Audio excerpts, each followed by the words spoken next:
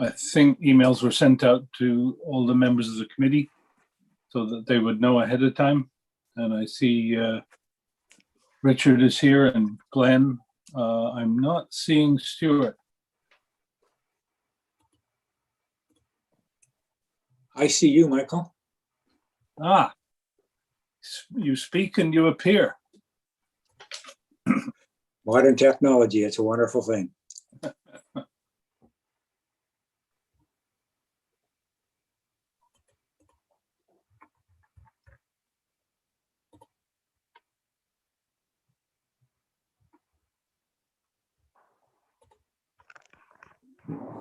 I see Chris and I see Michelle and David Ford, although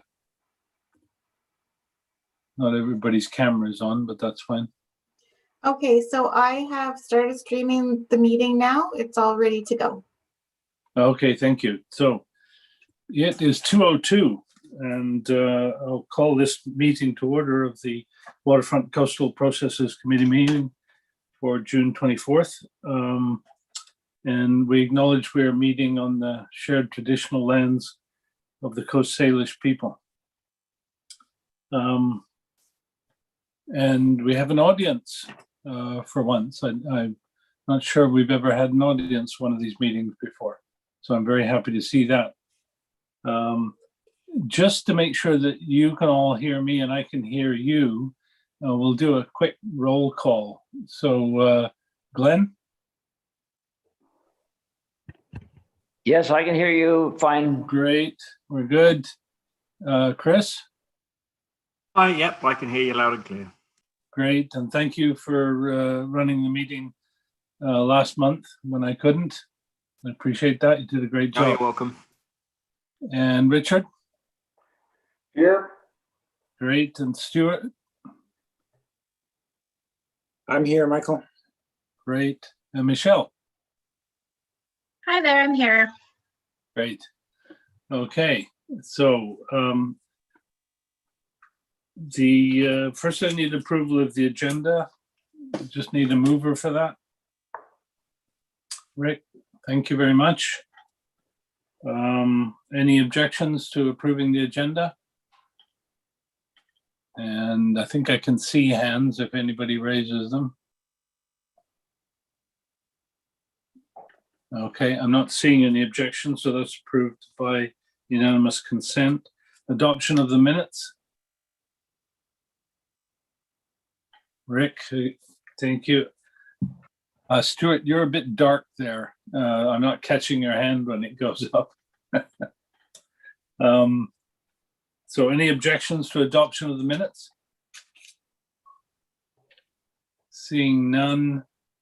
They're approved by unanimous consent.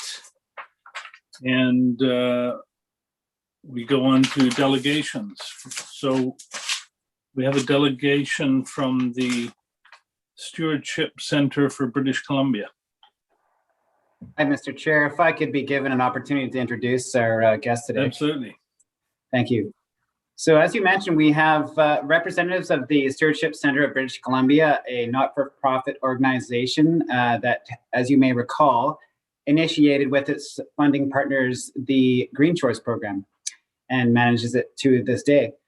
So I'd like to welcome 3 members of their team who reached out to listen in and learn more about the exciting work that the city is doing on the waterfront with this committee. That's Kelly Loach, Green Shores Project Coordinator, Kyla Sheehan, Pacific Salmon Foundation Project Manager, and Maria Catazano, Pacific Salmon Foundation Project Biologist. As I mentioned, their team is here to listen and learn about how their programming and organization can continue to best support conservation and sustainable development efforts in our province. So welcome to them. Thank you. Great, thank you. And moving on to old business, we have the waterfront improvement plan. And just before we start that, it's a fairly long presentation. There's a lot in it, and there's a lot to talk about. So what I propose to do is we'll, when Paul DeGrief is presenting, if we could just stick to questions as we go on items where you need to an explanation before you can understand what is on the slide, rather than discussing the merits of anything or the overall picture, which we will do later at the end of the presentation. We'll just stick to questions for explanation purposes. Does anybody have any objections to that? Not seeing or hearing any objections. Okay. Is it Ian or Paul to start? Hi, I'll start things off, Mr. Chair. Thank you. So, as you mentioned, we are introducing today so Paul DeGrief, our landscape architect and lead consultant on the multidisciplinary team assisting the city with the Waterfront Public Realm Improvement Project. Today, Mr. DeGrief is going to present the outcomes of our first phase of public engagement, as well as the concepts that were informed by them. Before we get started, I'd like to highlight the staff recommendation before the committee that's here for your consideration for recommendation to council, which is as follows: that the Waterfront Coastal Process Committee provide comments on the concepts to the project team and recommend to council that the concepts as presented be supported for the purposes of facilitating public engagement round 2. So I just wanted to highlight the fact there is a recommendation before the committee, and we're looking for specific feedback on these 2 issues. With that, Mr. Chair, I'd like to invite Mr. DeGrief to start his presentation. Thank you.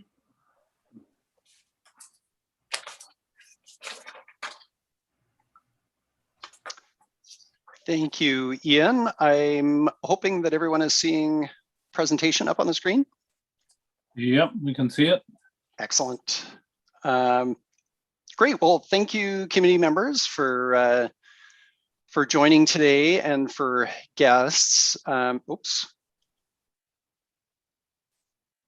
Apologies for that.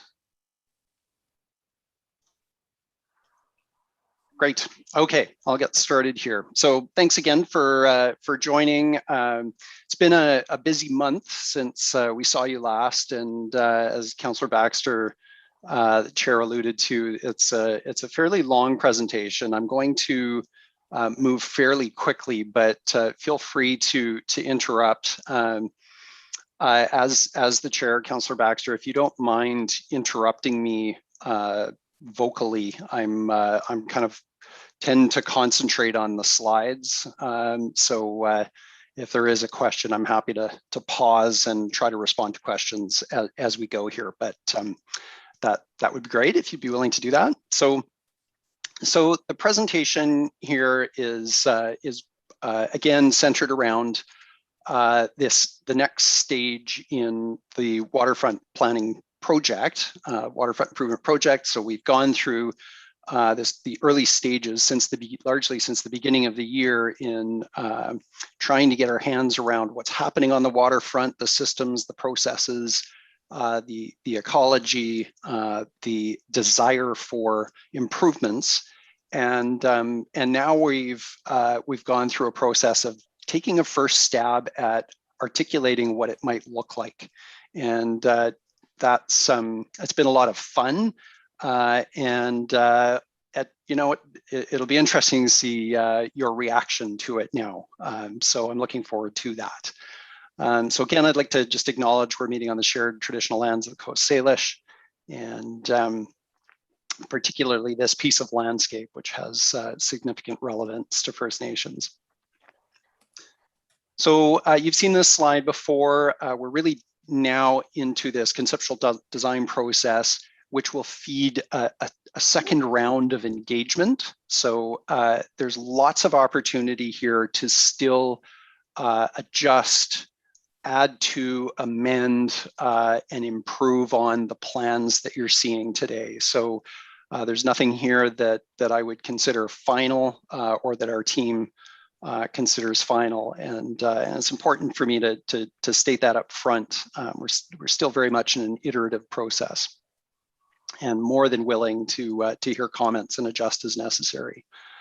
This slide is just recapping the comments that Ian made about the ask from you as a committee today.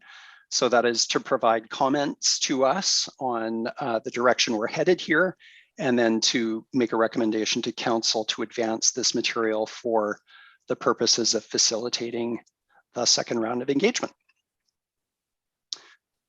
So what's been happening really over the last few months is a long conversation with the community about desired experiences or a desired future condition for the waterfront and the landscapes that comprise the waterfront area. We've spoken to a lot of different groups, and everybody has a slightly different take on what they want to see down there. That's totally expected, totally understandable.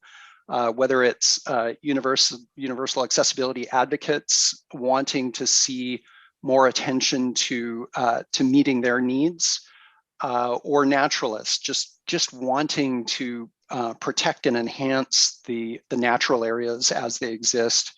As you can imagine, everybody's got a slightly different vantage point, slightly different motivation for commenting and what they would like to see down there. So a large part of what we have done is try to unpack that and try to understand where people are coming from, and then balance those values in a way that that hopefully responds in a thoughtful way to each.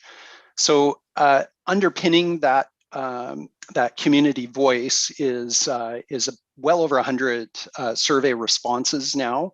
And those survey responses are quite thorough. They're more than just yes, no. They're giving comments on the types of amenities and the sensitivity to specific issues that individual members of the community might like to see.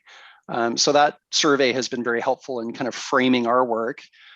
We've given 9 formal presentations now, either to this committee, to council, or to other committees of council, and then well over a dozen community meetings and presentations, some as long as 2.5, 3 hours, just long conversations, just again to explain to people what we're seeing down there and to hear back on what they would like to see. So, in my view, quite a robust kind of engagement process to date, and again, expecting another round of engagement from this point forward. So the general themes from the survey responses and these meetings that we've been having, if I could go out on a limb here and sort of compress them into sort of 4 key themes. The first one centers on environmental protection and enhancement. We've heard that really loud and clear from the community, whether it's comments about the bird sanctuary and the importance of protecting and enhancing the values around birding and activities associated with birding at the lagoon, or whether it's the sediment management and the outer shore, spawning habitat for sand lance and surf smelt, all of those kinds of habitat and wildlife related issues. The second one, improved access and accessibility. So here you've got this other value that enters the equation that the community is talking about. People want to be on the beach. It's a beautiful place to be. They want access. They want to be able to use the spaces in ways that might be enhanced from what they are today. That's not ubiquitous. That's not everyone saying that. Some people are saying just leave it alone. But we are hearing that the community wants to see improved amenities, and that shows up in the last point there as well. And then the other thing that we've heard loud and clear is the celebration of First Nations culture and heritage on the waterfront. and then of course amenity improvements. So those are kind of the general themes. And as I work through here, you might imagine that those are mutually exclusive, or they're polar opposites, and as our design team doesn't see them that way. So I'll try to unpack that a little bit and explain how the two can actually work together. So we're not a canal city. Colwood will never be a canal city. It's also not a city that's probably going to see a lot of visitorship at a waterfront sauna. Saunas, maybe certainly popular in a place like Finland, but probably not going to be super successful on the Colwood waterfront. The inner harbor of Victoria happens to be a migratory bird sanctuary, or at least a part of it, or at least it's part of a migratory bird sanctuary. Same with the lagoon, the Esquimalt Lagoon, will never be the inner harbor. It's a completely different context, different urban setting. So what is Colwood? I think that the OCP and the draft Parks and Recreation Master Plan have done a pretty good job of starting to articulate what Colwood's vision might be in words. And this is paraphrased from the OCP and the Parks and Recreation Master Plan.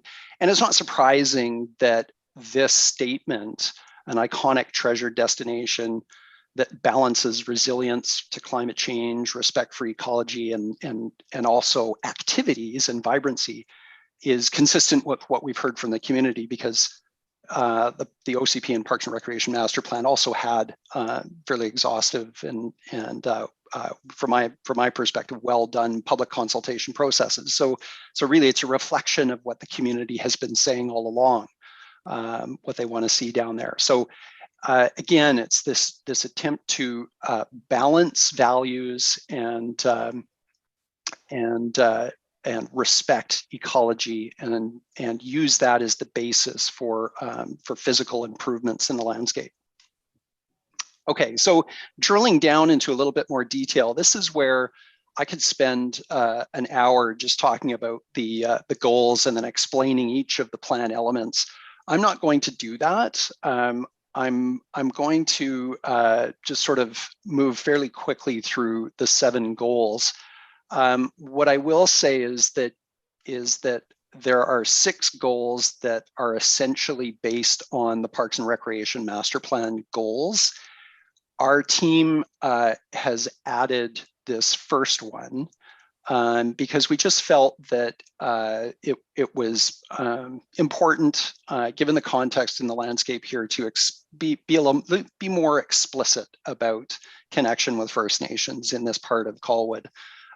So, as you work through these slides, they begin to really put some more flesh on the bone, so to speak, on what our team is thinking about in terms of how to go about improving the waterfront, which is what this project is all about. So first one here, building on understanding and connection with First Nations. Goal 2, strengthening connectivity, is really all about connecting people with landscape, connecting the landscape from one end to another. 4 kilometers of world-class waterfront here, allowing people to move along that waterfront in a safe manner. Protect and enhance our environment. Mentioned that several times already. A really key theme to that's really, I think, underpinning our thinking and our work to date. Encouraging community health and wellness, which could mean everything from providing those recreational type amenities to enhancing safety and accessibility in that landscape. Promoting accessibility and inclusiveness, everything from, again, specific accessibility enhancements to events and activities that are inclusive to a community as a whole.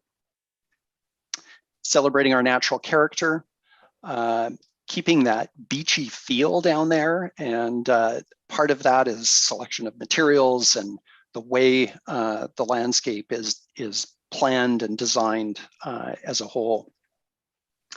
And then nurturing partnerships. And this particular goal has really been quite exciting to me as I've started working on this project. It's a part of the project that I would have never anticipated being or taking shape the way it has, but pretty much every group that I've spoken with has expressed interest in engaging and has been very participatory, whether it's the specific developers or Parks Canada or different residents associations and groups.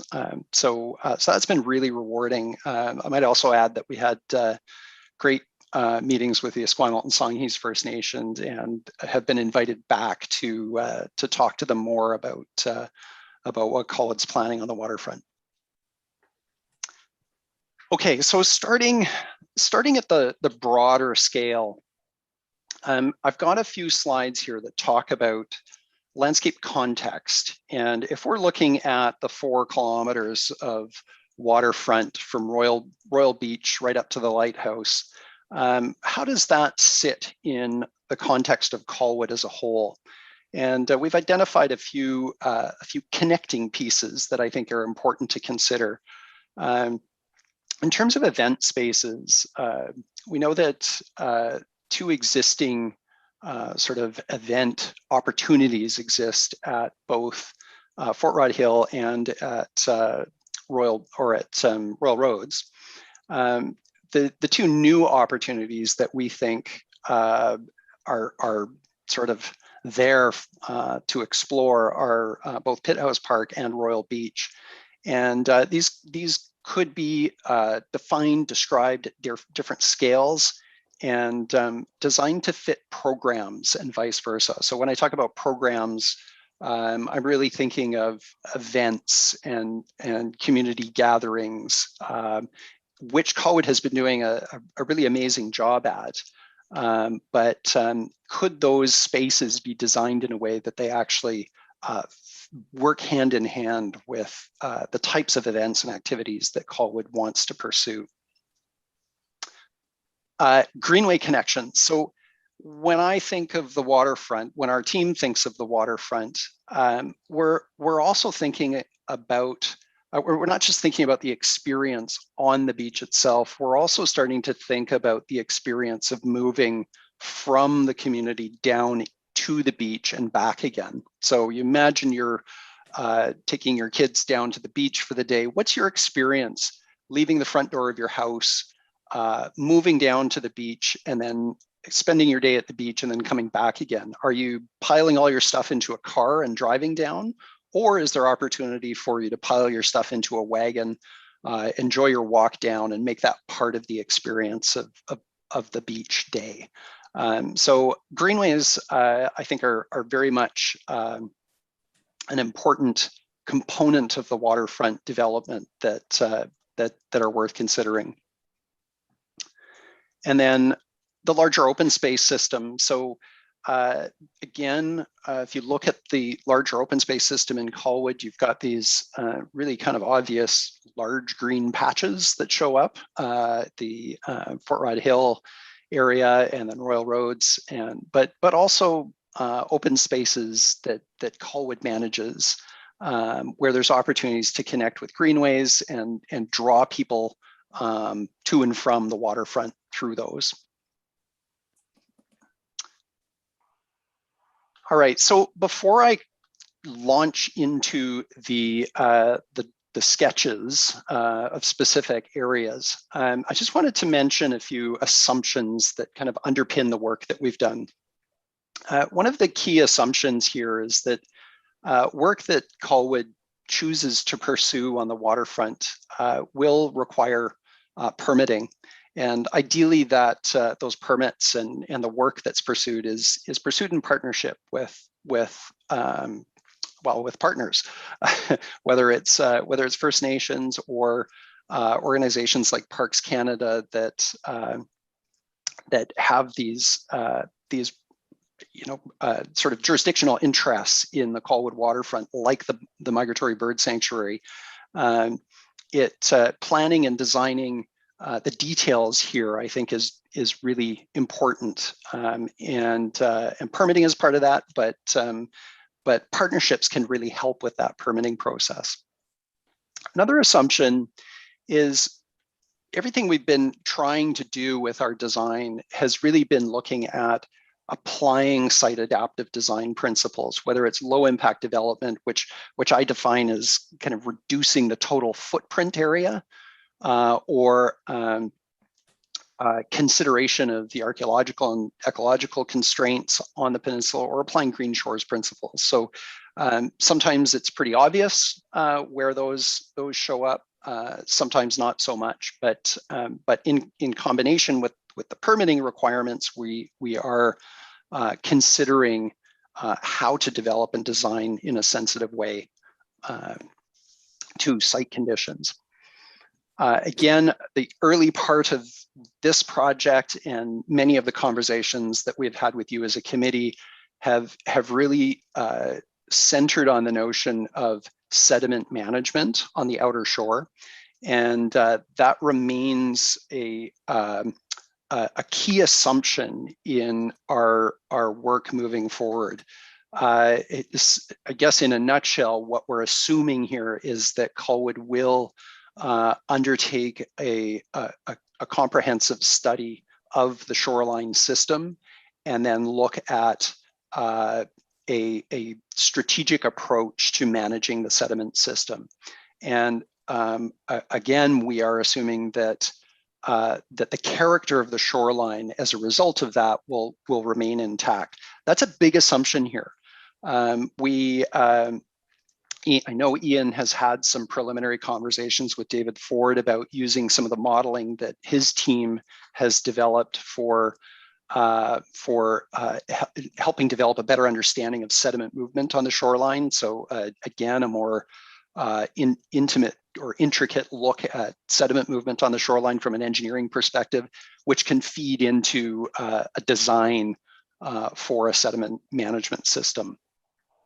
So that's very exciting. I hope that emerges out of the work that David's team is doing.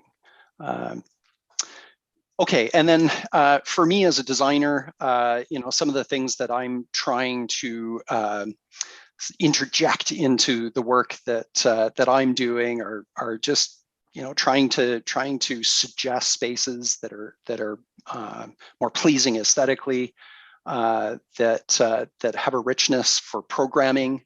So big enough spaces that you can have gatherings, but not too big, or smaller, more intimate spaces, or even spaces that just get people up over the landscape so they can experience in a different kind of way. So looking at prepositions and so even things like proximity and adjacency, thinking about where existing residents live and being respectful of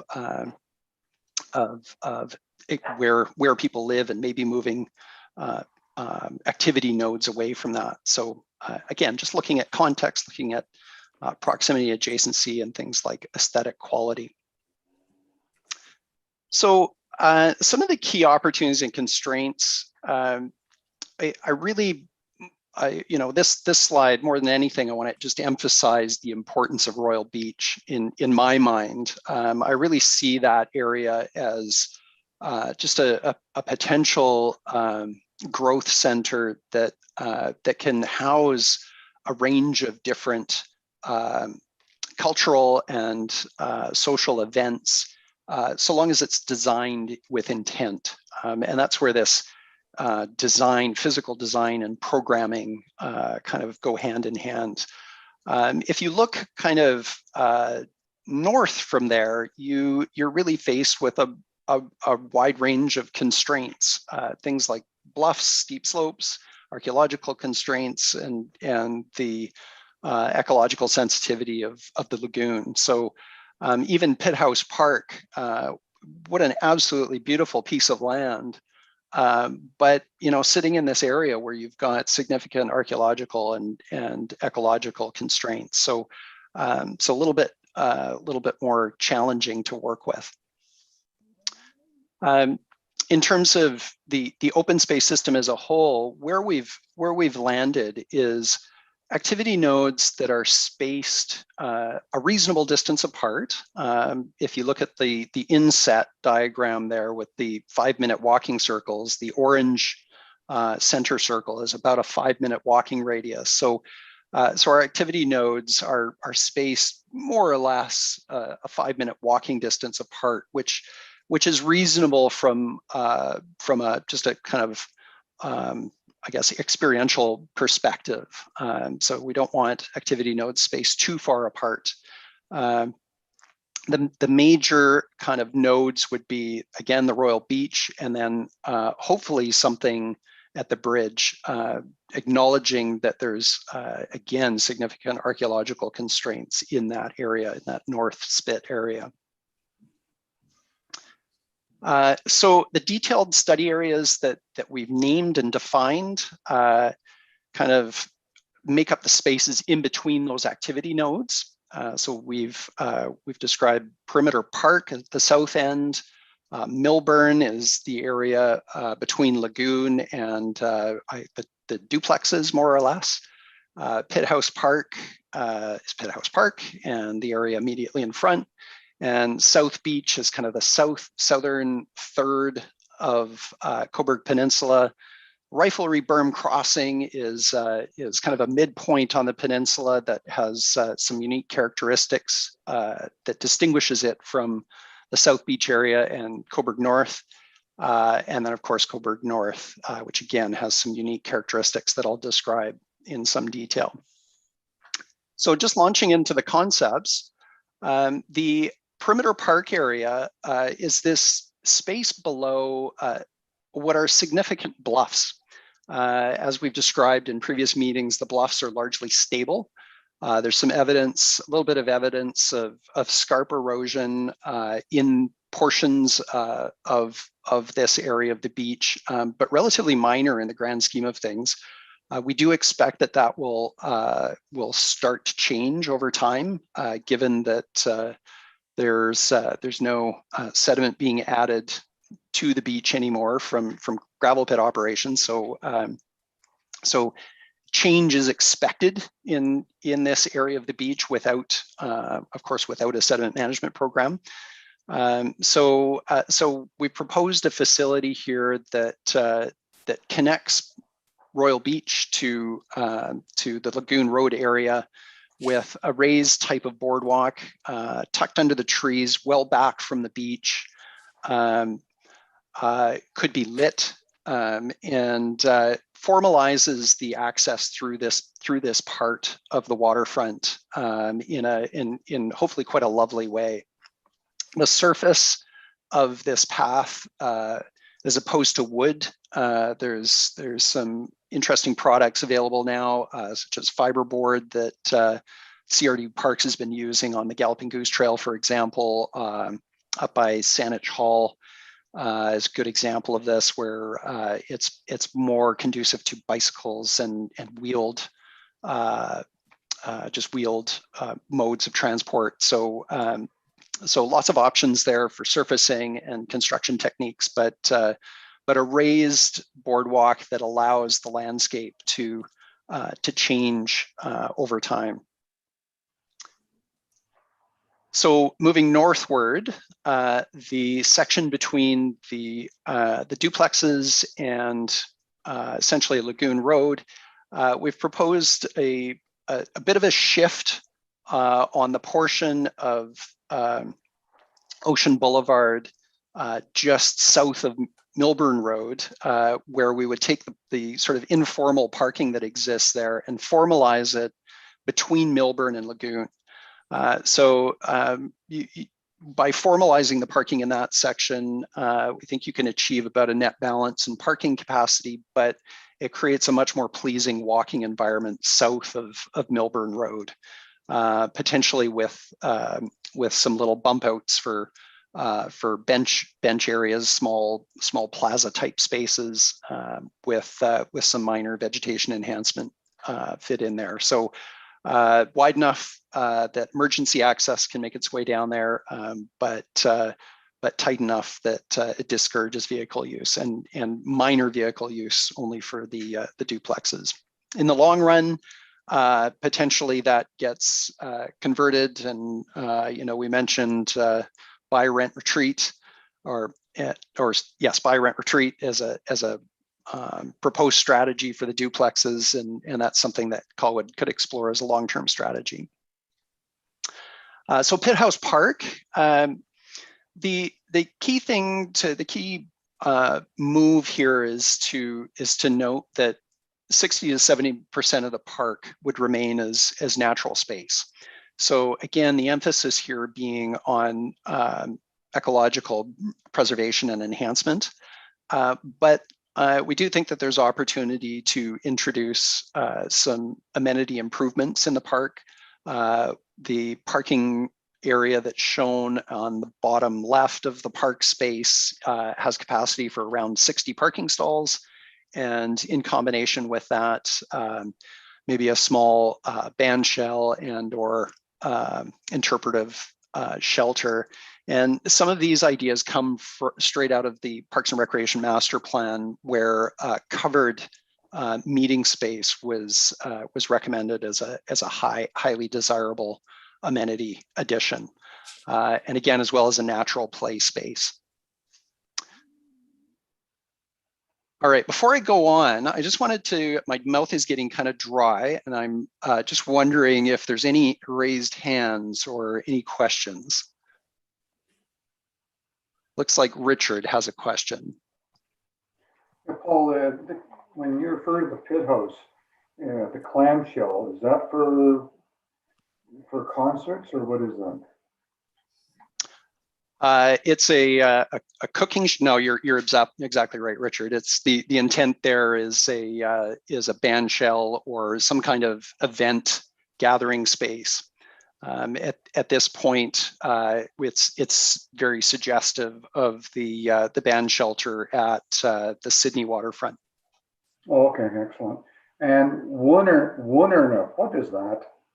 Oh, thanks for asking. Yes, so the Woonorf is a Dutch term that describes a street treatment that combines vehicle access with pedestrians, and the idea there's if you look at the definition of a Woonorf, there's some key elements, really obvious entrances to the Woonorf. So at the front end, you're marking it as a shared space so that vehicles understand that they're to move slowly, and there's very intentional barriers or impediments to easy movement of vehicles.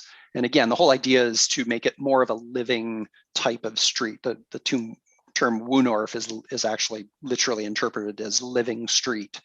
If you look at literal examples from the Netherlands, you've got little bistro tables and planters and things that cars have to sort of navigate around to get down the street. So hopefully that helped. Paul? Yes. There is an example in Colwood. Regency Place is a Woonerf. Yes. But I don't think there's any tables anywhere on the street. No, but a really great attempt at working with emergency access constraints. Yes, applause to Colwood for implementing a Woonorf. And just so everybody knows, I did actually have the experience of knocking on every door on the street, and I asked them, that wasn't why I was knocking on the door, I was campaigning, but I did ask them, do you like living here? And I've never seen such universal pleasure at living in a place. They just loved it. Fantastic. Councillor Baxter, I'm seeing Lewis is hand raised as well, I believe. Yeah, and I think Glenn had his hand up, but it disappeared again. So I would take Lois first. Yeah, a couple questions. Number one, or a couple comments. Number one, we live on Ocean Boulevard, and you have several houses fronting Ocean Boulevard, where the parking would go between Lagoon and Milburn. And I'm just wondering about the impact there. And I'm a retired city planner by background, and I look at that. I've done a lot of traffic planning. I'm looking at the parking right on the street there, and I think the plan shows it, or the illustration shows it as perpendicular parking. And I mean, I see that as a huge negative impact, certainly on the houses along that block-long stretch. Traffic hazard, because unless you put the parking halfway into the berm, you're not going to have sufficient room for parking. I have measured that out according to standard parking space requirements. So those are just a couple comments I want to make at this point. Great, Thank thank you, you. Lewis. Carry on, Paul. Okay. All right, so I mentioned there's 3 sections of Cobourg Peninsula that we've kind of defined that have unique characteristics to them, and I'll describe in some detail here what I'm looking at. So the South Beach area, it has a relatively constrained landscape on the lagoon side of the road. So it's ranges from, almost, very little space to upwards of 10 meters on the lagoon side. But on the ocean side, or on the east side of the road, there's quite a broad mix of sand, kind of duney type landscape with sparse vegetation, crisscross with trails, people sort of making their way through that sparse vegetation, and then of course driftwood. So considerable space on the ocean side, south of on that southern portion of the lagoon, or of the peninsula. So some of the amenities we were looking at there is again a more formalized plaza type of space at the foot of Lagoon Road, small in comparison to the types of gathering spaces that might exist at Royal Beach or Pitt House Park, but big enough that it would facilitate some gathering spaces. One of the things I've noticed is that there's a considerable use by school children, whether it's kids walking down from schools to use the foot of Lagoon Road, the space there, informally or for outdoor classroom experiences. It's quite neat to see, and this is the type of facility that would accommodate those kinds of uses with a little bit more of a formal presence. Again, here we're showing angle parking, which could help with some of the safety considerations previously mentioned. I've circled fire pit, and I just wanted to really point out, this was a bit of an error on my part. You'll notice on the diagram, I've got a label there for round table. The same change should have been made in the text, but that was an oversight on my part. We had some conversations with emergency services, and they made it very clear to us that any mention of fire on the beach was problematic for them.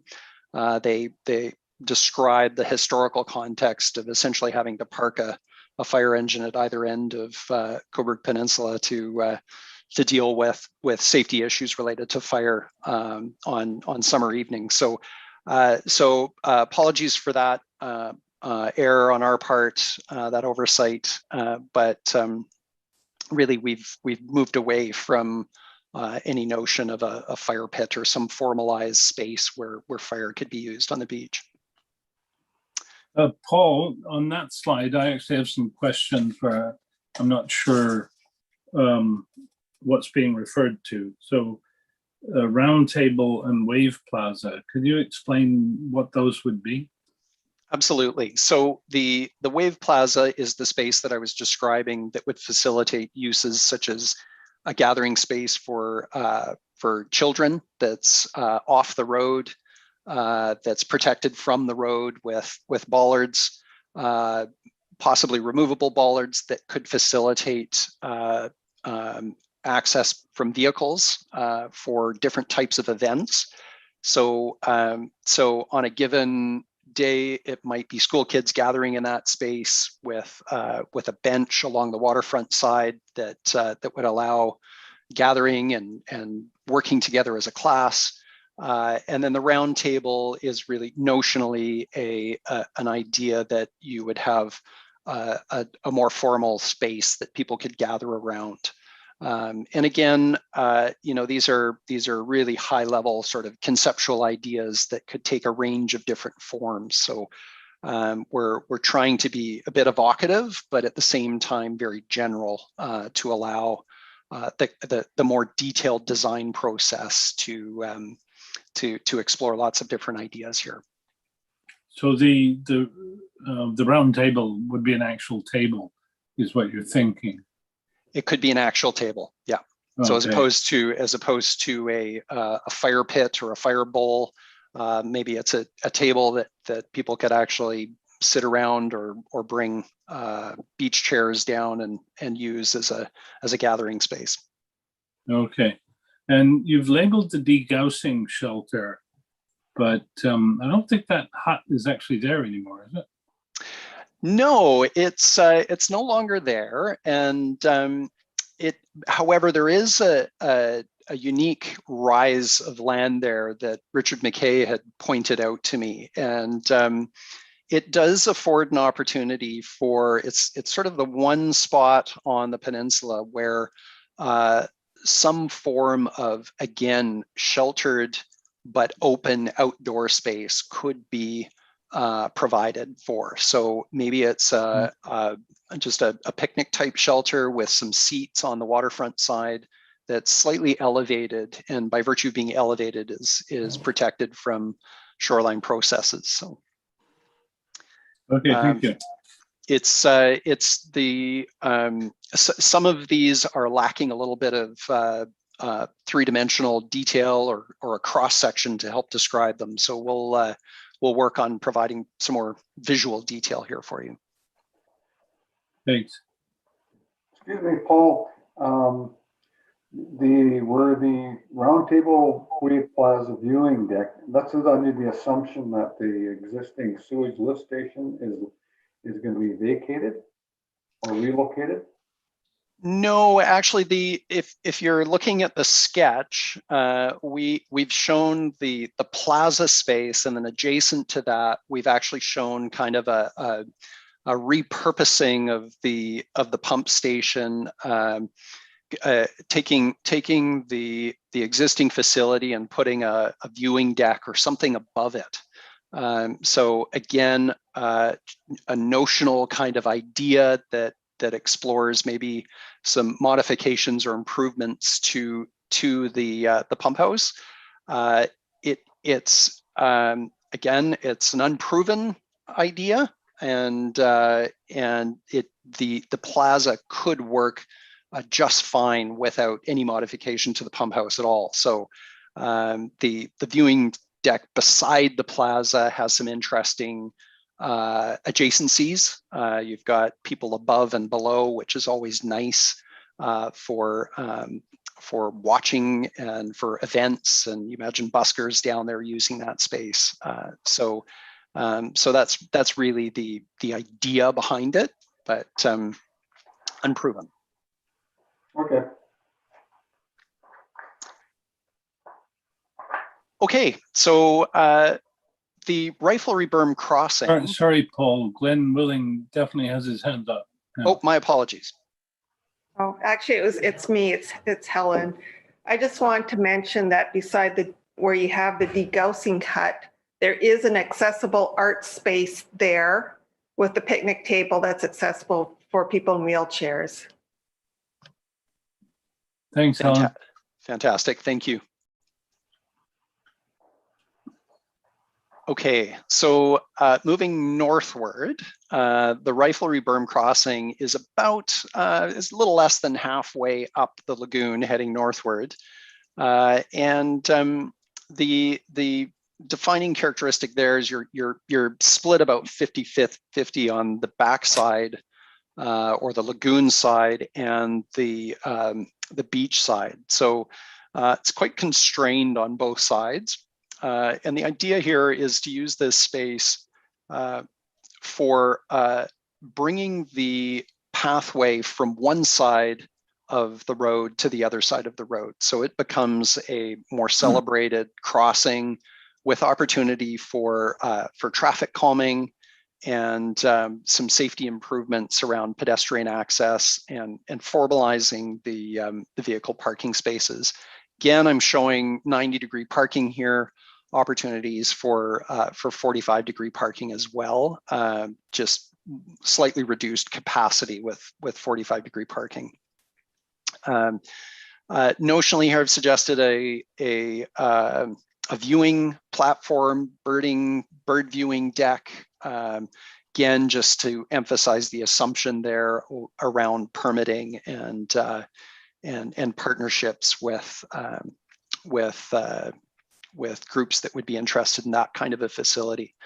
One thing to note here is with these kinds of improvements, we're talking about the addition of a 4-meter wide, formalized, probably gravel chip trail.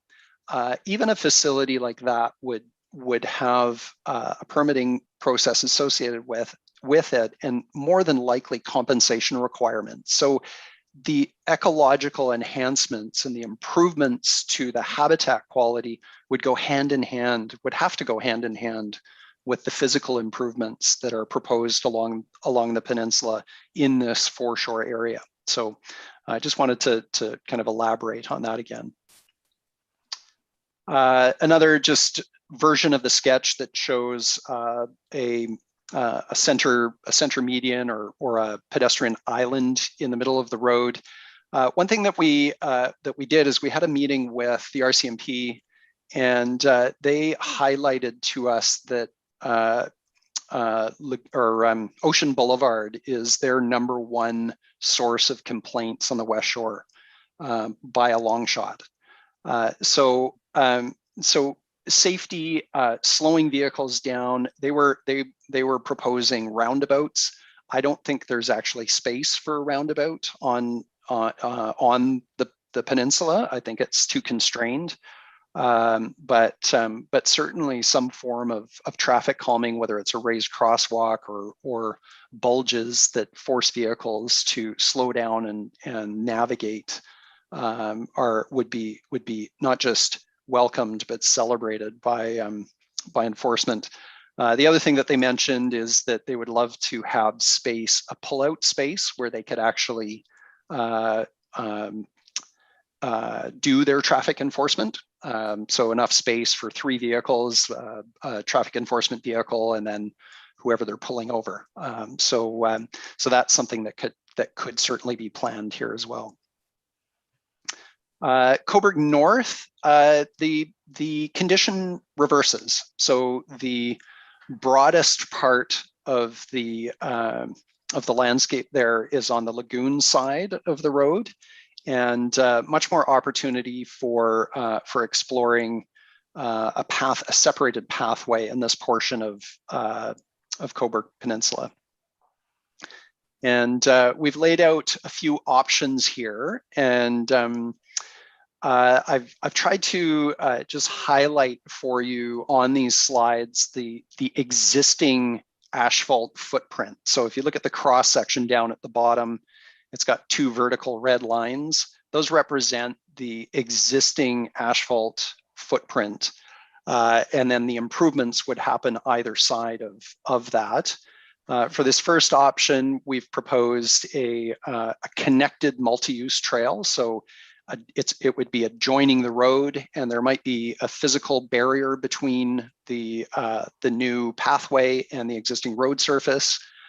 Two-way traffic, slight parking capacity improvements could be realized with a little bit more formalized approach to parking.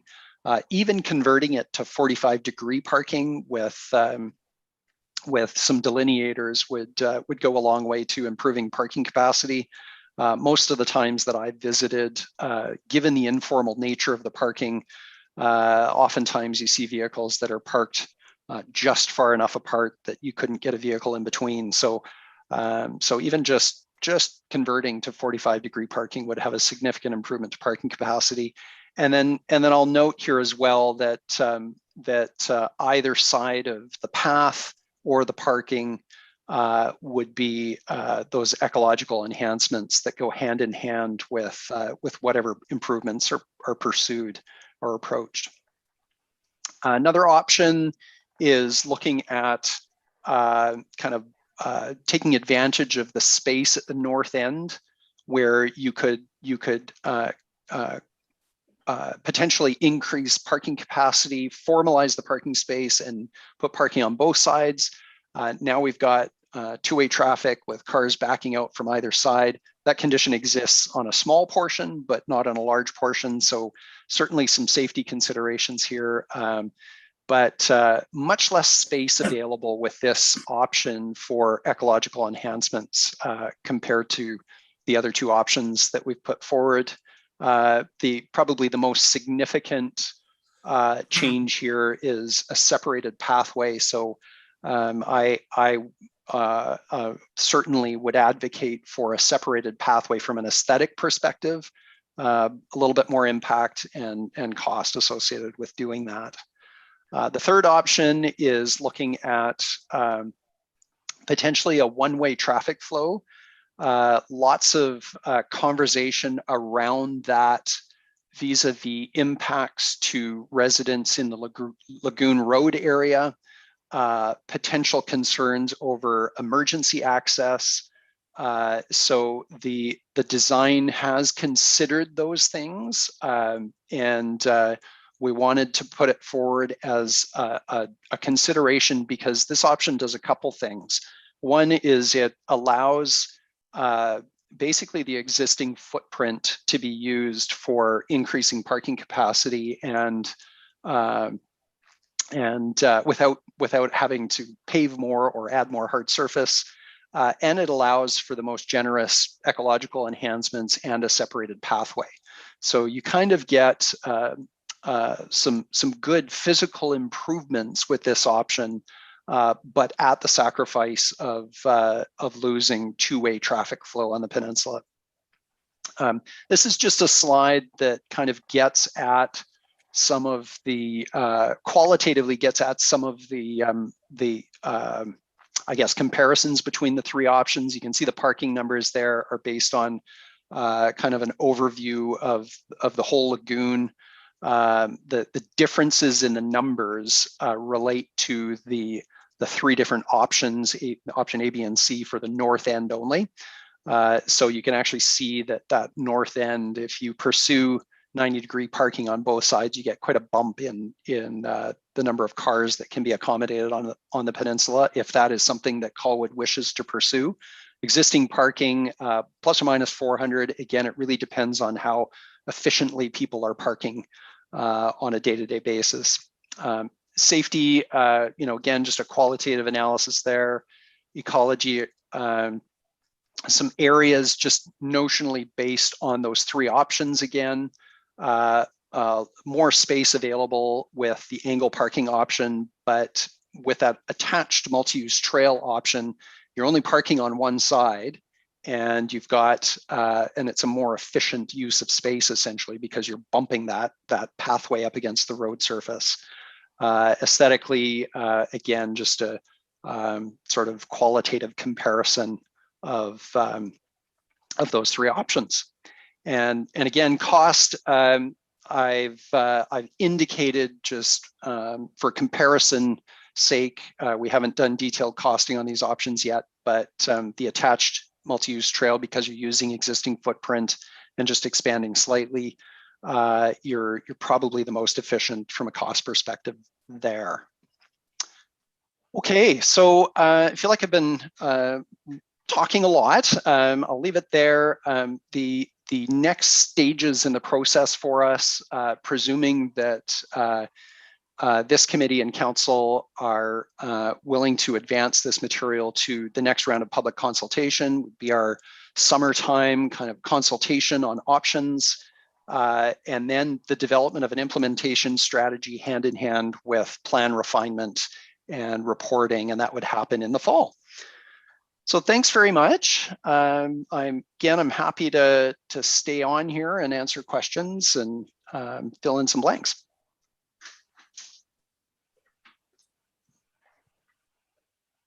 Okay, I've got 2 hands up and I'm trying to figure out I've got 3 now, but I can't tell whose they are. Here they are. Okay, first one, Aaron Roberts.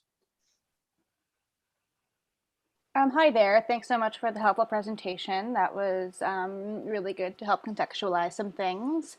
I'm wondering if you could go back to the Cobourg North area. I have a good understanding of the 3 different road options, but can you speak to the guest services and concession restrooms deck as well as the small craft dock and what those things are kind of referring to? Yeah, absolutely. So the small craft dock, and I am certainly aware of the sensitivity around boats in the lagoon. So you know, whether that is a small craft dock or whether it's just a viewing type of deck, you know, there's obviously a response that could happen there to sensitivities. But the idea is to, again, just allow people to experience the lagoon side in different ways. The guest services center, the idea there is to have a facility that would be built from the surface up. So a self-contained kind of off-grid facility, but offering some services that have been, again, identified in previous consultation work that is desired by the community. So whether that is solely a guest services center or whether it takes on the role of interpretation, that would be something that could be developed with partners and with, of course, funding. So one thing I will acknowledge is that we have gone back to our archaeological consultant and asked for a kind of an over-the-thumb assessment of the concepts that we've developed here. And they have identified for us that these particular sites are probably not locations where we want to add built facilities. So that's something that I'll acknowledge up front, and we're already starting to consider how we could adjust the layout of the north end of the peninsula here to still provide facilities, if that's something that Colwood wants to pursue, or but just in a slightly different configuration. So. Great, that's super helpful. I just have one follow-up question to that, and it's more so on the dock side of things. I know in your earlier slides you mentioned that like connection to the water was a important thing for local First Nations, and I was just wondering if that ties into the dock or if it's just more of the experience of like viewing the water and being close to it. Maybe a little bit more.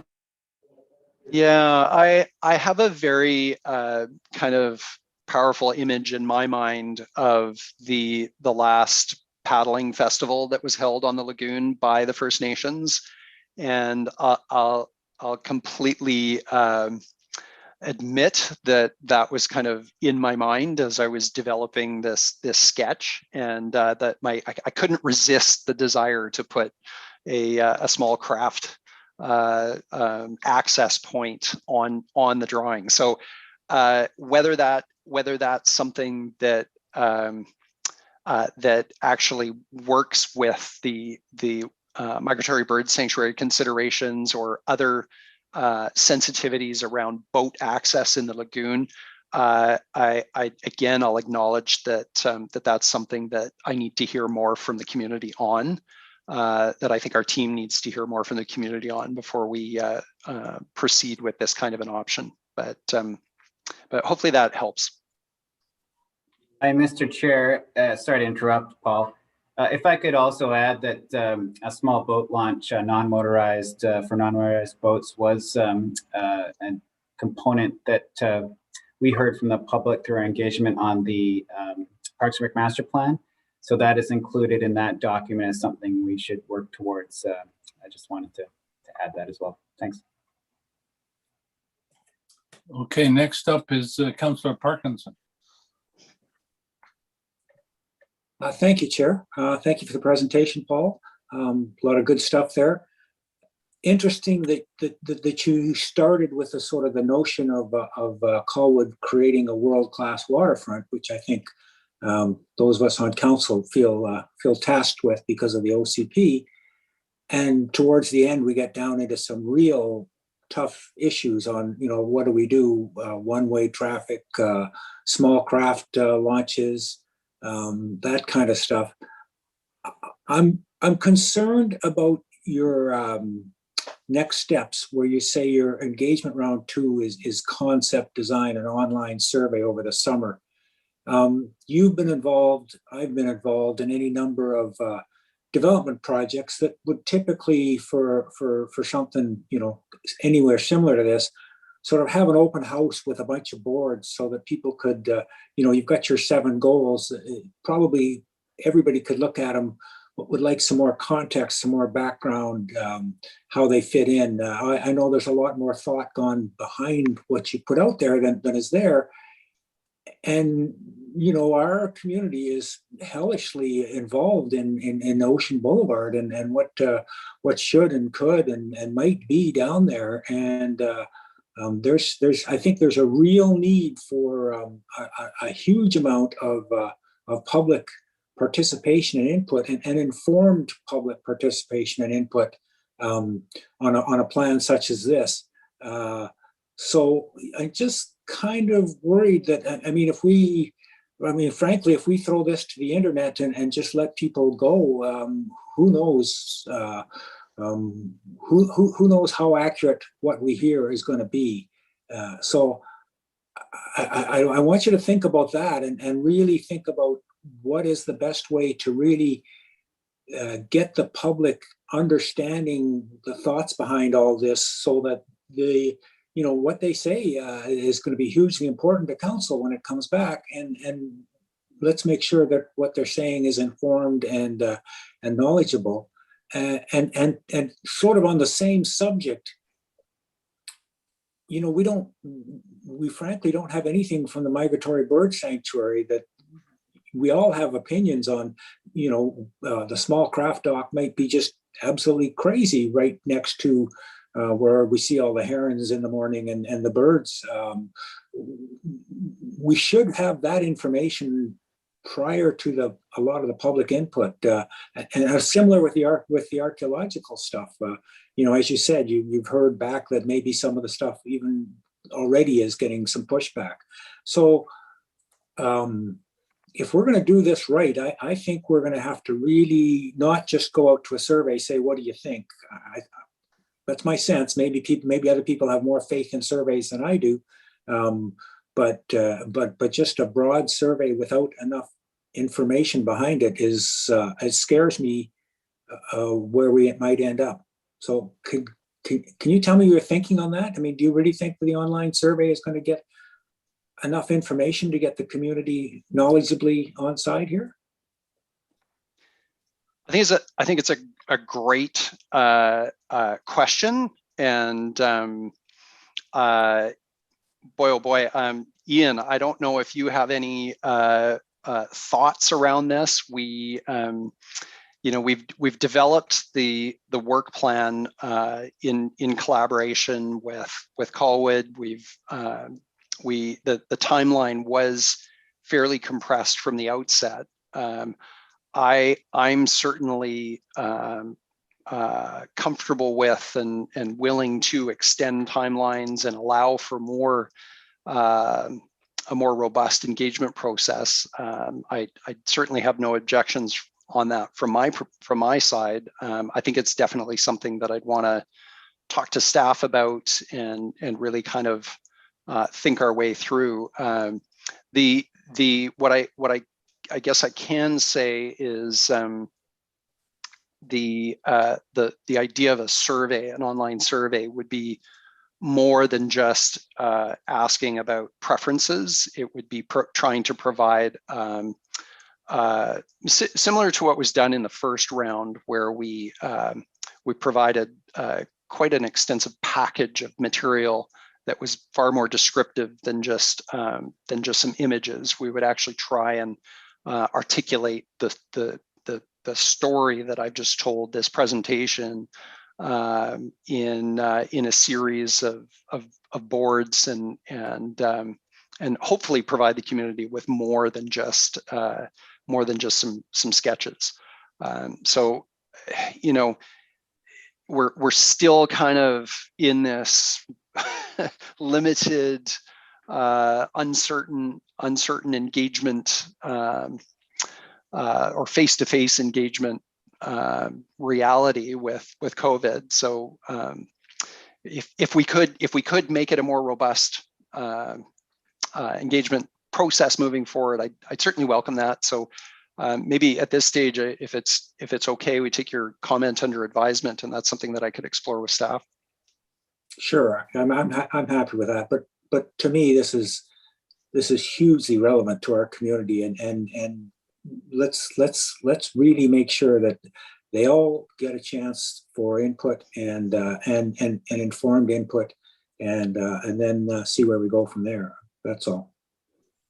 Thank you. Yeah. I mean, I let you guys chew it out. I don't need an answer today, but and maybe there's people who will say that the online survey is going to be more accurate or whatever with knowledge that I don't have. But please give that some thought and be prepared to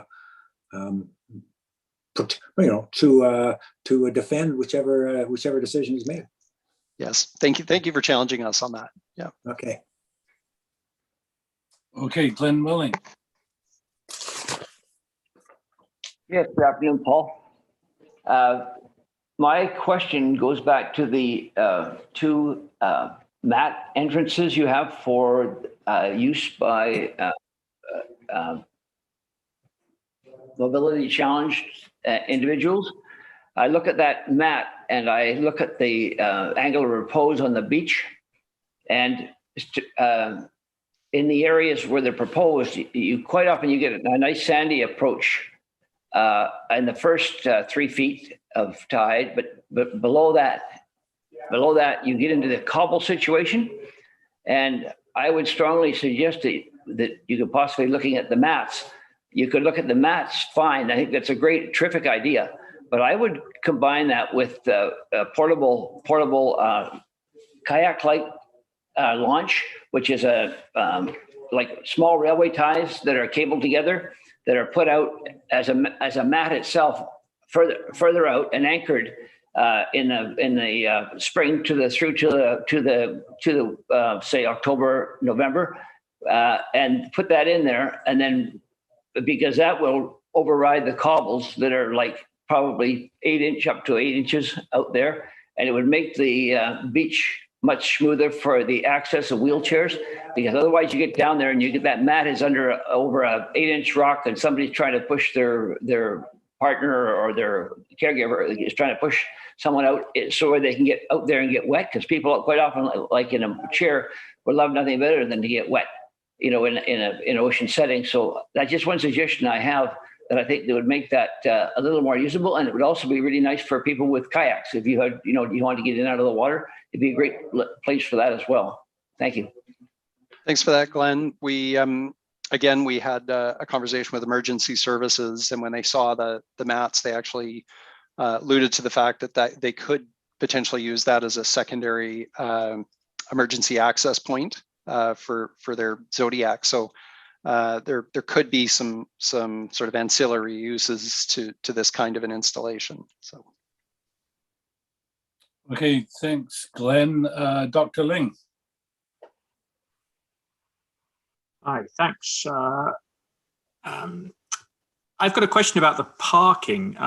It seems like quite a large amount more capacity for cars than exists currently. You may have given a current figure for capacity, I'm not sure, but it seems like there's quite an advance over that. And I'm wondering to what extent that's desirable, both in terms of sort of additional people getting onto the peninsula and what effect that might have both ecologically, but also in a safety sense with respect to the risks from tsunami that we've talked about in past meetings. And I was wondering, has any work been done to assess what a sort of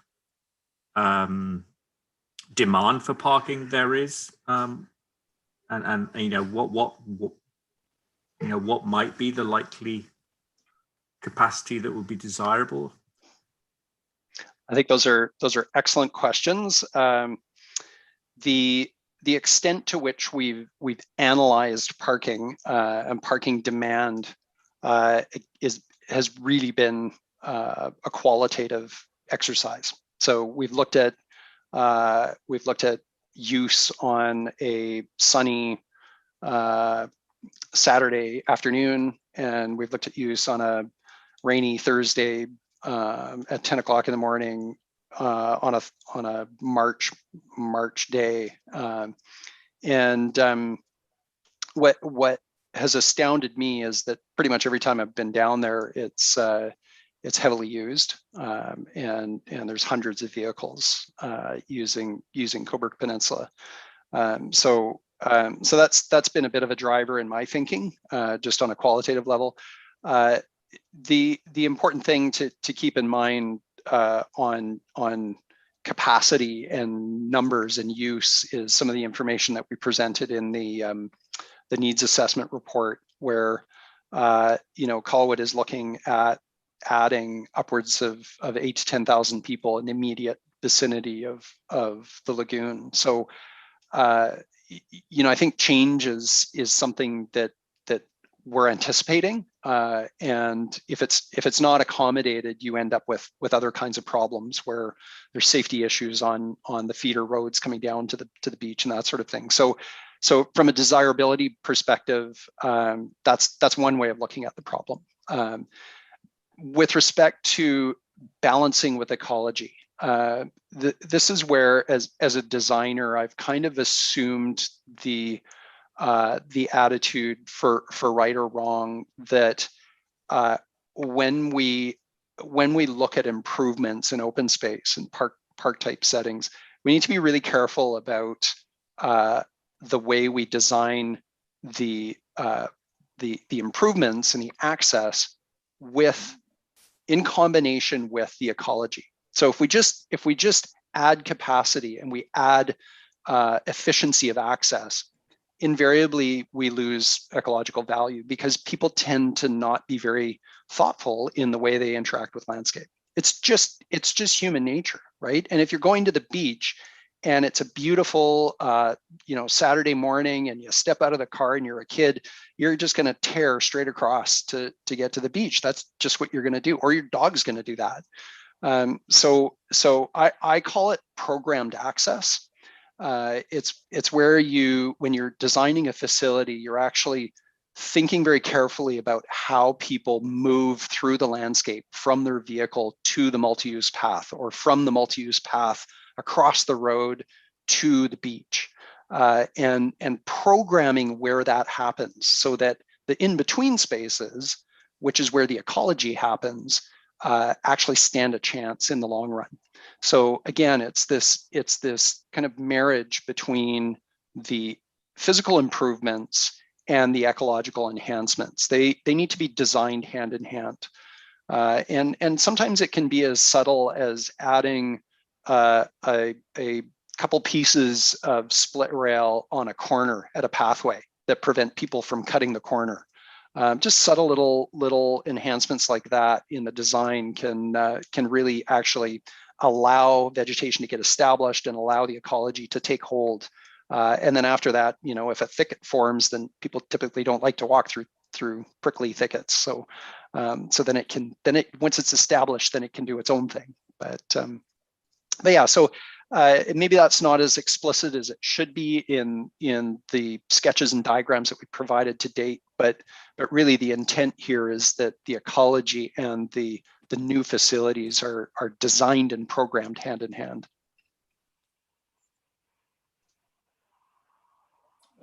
Is that all, Dr. Ling? Yeah, there was also the question about sort of encouraging more people onto the spit with respect to the potential tsunami risk and the conversations we've had about that. I mean, that might be an unanswerable question, but yeah. Okay. Just a clarifying question on your answer there, Paul. Did you say 800 to 1,000 people extra living near to the lagoon? I believe, if my memory serves me, the numbers we had were around 8,500 in the Royal Beach, Seaside, and what's the other neighborhood, kind of the Belmont area. So if you look at kind of the neighborhoods that adjoin the waterfront, the Colwood waterfront, that's the sort of population estimate that was provided to us. Yeah, there's also the development the other side of Pitt House Park. Correct. Yes. Yep. Which So is that I nowhere think. Near complete. Yeah. Sorry. It's nowhere near complete at this point. That development still got a lot of capacity. Yes. So I think that would be included in the projections for the Seaside neighborhood. Okay. Thank you, Michelle Holmes.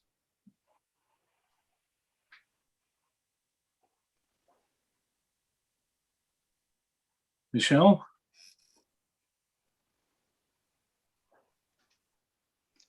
Looks like Michelle. Okay, we'll skip over Michelle and come back to her. Lewis Cates. Hello, I just wanted to go back to your goal number 5, which says to accommodate vehicles and to prioritize other modes. And I think that is really important. As you've just discussed, you've got a very nearby huge population, 8,500 people who would like to be using the beach. And we currently have a bus that goes by. I didn't see the bus in the plan, but I think, you know, with some marketing and some planning, you could have a shuttle bus that would pick up and drop off people in these various neighborhoods. You could have a number of drop-off points along the beach. And I think you could really reduce this emphasis on parking. There's just been so much talk about increasing parking, you know, and the concerns about the flow of traffic and all the rest of that, you know, one direction, two direction. The other thing that hasn't been talked about in terms of the types of parking. So let's go back to the bus situation. You mentioned that there are schools that come down. There's daycares that come down. They come in buses, in minibuses, and sometimes in larger buses. It would be important to have a place for those buses to turn around. There are a lot of campers and mobile homes. Those can't use that parking with their nose up against the beach because they're too long. You need some that go parallel, or you need to have consideration of banning them from parking down along that area. So, and the other thing, I wasn't sure from looking at the information in terms of the pedestrian and bicycle usage. I know that you have some areas set aside for that, but the pedestrians need to be separated from the bicycles as well as from the cars, because that creates quite a dangerous situation. And you've got to be able to walk at least two abreast. So when you talk about a 4-foot span to accommodate bicycles and pedestrians, I don't know about that, but it sounds like it might be a little on the shy side. Thanks. Thanks for that. I'll try to unpack your comments here. On the bike pedestrian separation, just to clarify, it's a 4-meter wide path that we were proposing. And where it's adjacent to parking, we've actually shown it 5.5 meters wide, anticipating that cars have a tendency of overhanging any barrier that you install. So 4 meters is closer to 12-ish feet. And we have described it as a multi-use path. So something very similar to the Galloping Goose Trail, where you do have bikes and pedestrians navigating that space together. Hopefully, if it's a road bike that's clipping along the peninsula at 30+ kilometers an hour, hopefully they would be with the vehicles. But certainly signage and safety indicators would have to be part of a greenway development. Buses and small bus parking, that was something that was really highlighted for us by the accessibility working group. That's something that they had indicated would be highly desirable for them, is the ability to actually take small the shuttle buses or handy darts down and allow groups of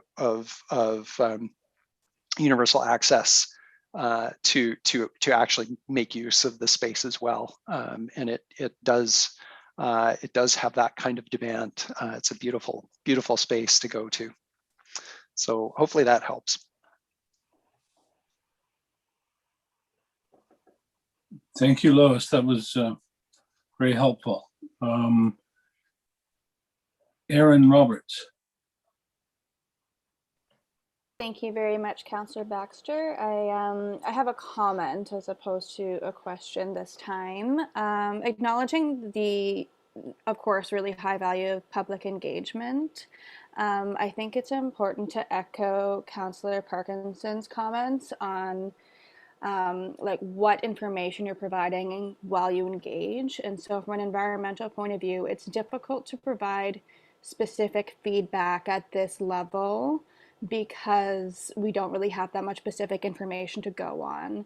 And typically in development projects across the country, there's a professional reliance model where the developer has the duty and obligation to do a thorough assessment of various impacts and to adhere to, the applicable regulations of the area.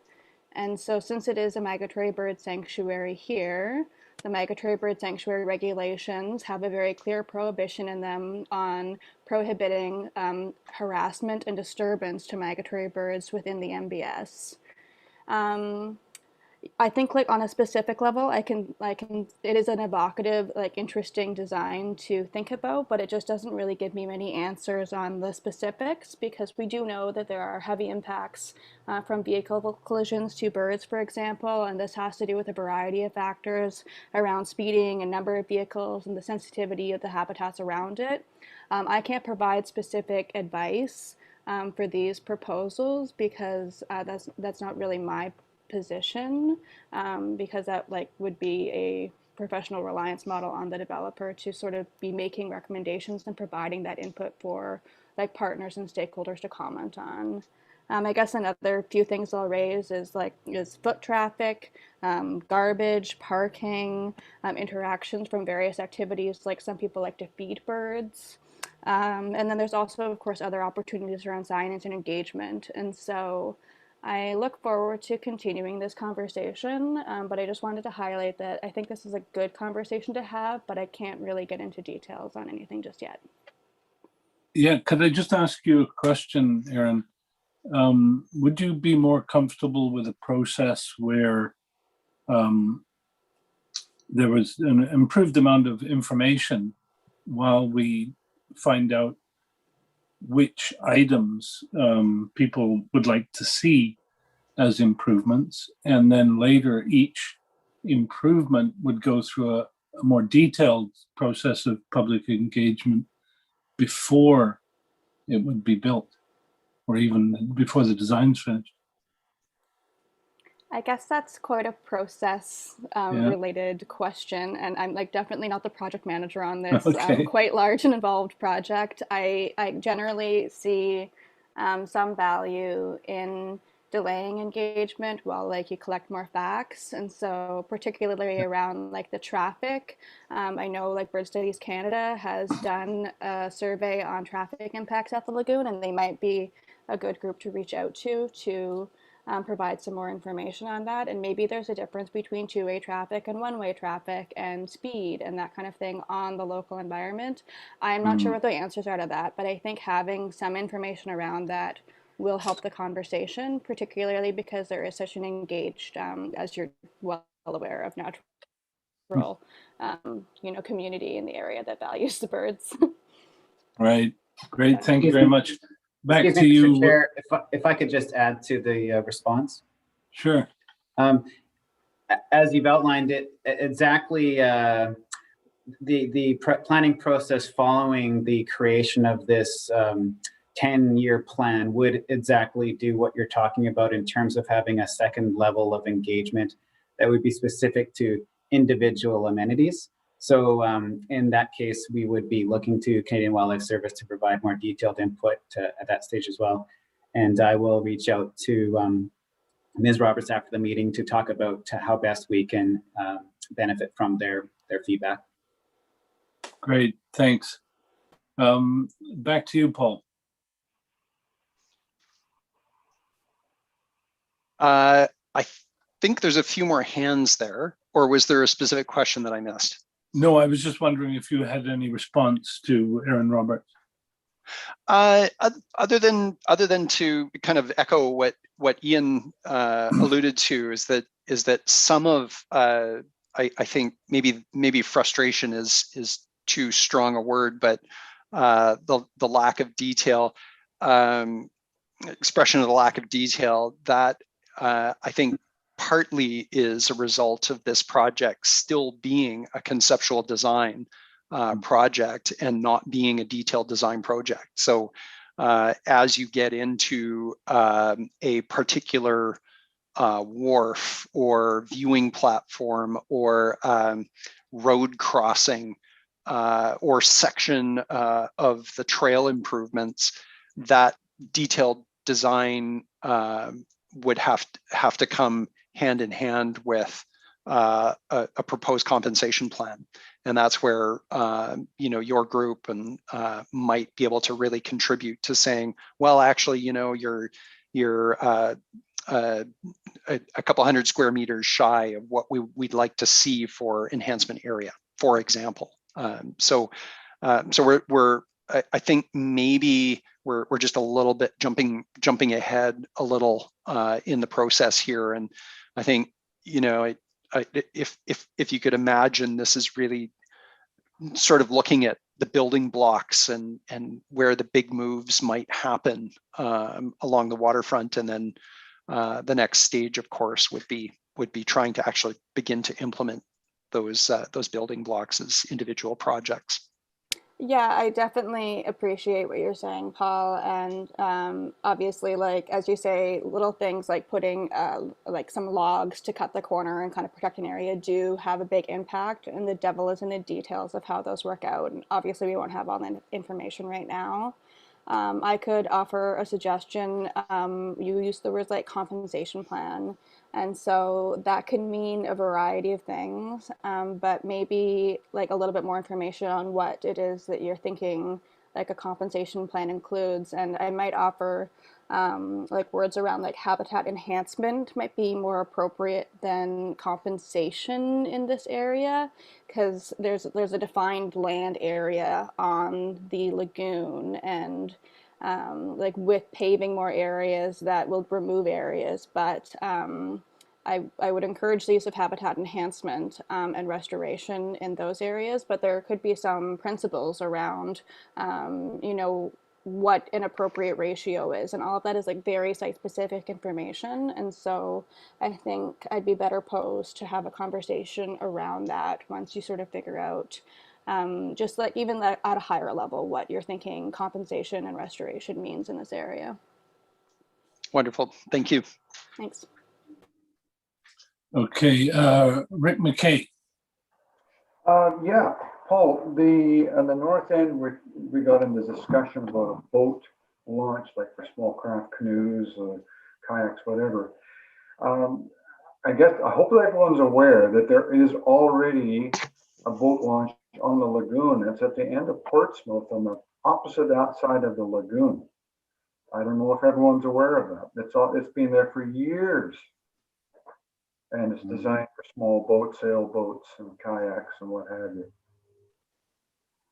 So that's an issue. Good point, Rick. There's one there already. Yeah. And the second question, second comment is I know it's on the back pages, it was the south end, we refer to as restoring the dunes. Well, I want to separate fact from fiction here. There never was dunes. It's a feral environment by virtue of the migration of sand and tidal currents because of the gravel pit operation. It's a feral, how would you say, commodity that we've enjoyed over the years, but it was never there before because it was simply a cobblestone beach from one end to the other. So it's just an observation, and I wish we had addressed that because it's not, we're restoring a feral environment. Just like we're restoring, we want to keep starlings or whatever. Thank you. Thanks, Rick. You've mentioned that to me a few times now, and I concur, and probably Aaron's comments around using the term habitat enhancement would be a better terminology rather than restoration, because I would agree. That's not to say that we couldn't actually use dune typologies to actually enhance the landscape there, but it's more of an enhancement. And Rick, I wish you were sitting at the desk with me when I'm working on these things, because your knowledge of the foreshore is amazing. So I appreciate your comments. Along with Mr. Glenn. Indeed. Okay, Michelle Holmes is back. Thank you, Mr. Chair, and I apologize. My computer is being wildly unpredictable today, so I've had the blue screen of death. But thank you, Paul, for bringing us through this presentation and walking us through these details. There's a lot of things I really like about it, particularly the universal access multi-use front. I'm curious about, and it's on this screen here too, is just the idea of one-way traffic across the peninsula. And I'm hoping you can unpack that a little bit for us, because as you know, as your neighbor, we share that road coming down. And for me, I often refer our visitors, especially in the winter during our off season when our gate closes at 4 and people are still keen to kind of have that experience and see the lighthouse. I'm always sending people down to the lagoon. Way easier for me to say turn left than having to explain what a one-way loop might do. So I'm just curious for further insight and detail on that if you have it. Thank you. Yeah, so I think the idea of reducing to a one-way is sort of a middle ground between eliminating access and maintaining it as it is. So we, as a design team, we weren't comfortable, I guess, with the idea of an option that completely closed the road. That's not what we were hearing in the consultation feedback, and that's not something that we just felt was I guess an appropriate response for one of the options. More than happy to reconsider that if that's something that we get direction on, but I guess what the one-way option does is it does afford more space for, or I guess just less space committed to vehicles. We presented a northbound option as the, let me just pull it up here. I think it was option C. So we're showing the angled parking sort of 45 degrees kind of northward. We talked to emergency services about this. They, as long as we provided a wide enough drive aisle, they were comfortable with bringing emergency vehicles, counter traffic. But then we got talking to a staff working group, and they pointed out that that actually southbound would be better because that would suit the Lagoon neighborhood more. And I think when you start looking at the one-way option, there's pros and cons that actually are quite complicated. My rationale for one of my reasons for showing a northbound option was you're bringing vehicles downhill on Lagoon Road, which is a busy road, and I saw that as a net benefit because when vehicles are accelerating uphill on Lagoon Road, it's quite noisy. But when you, what I understand from the staff working group meeting is that the neighbors are actually concerned about speeds coming down the hill on Lagoon Road.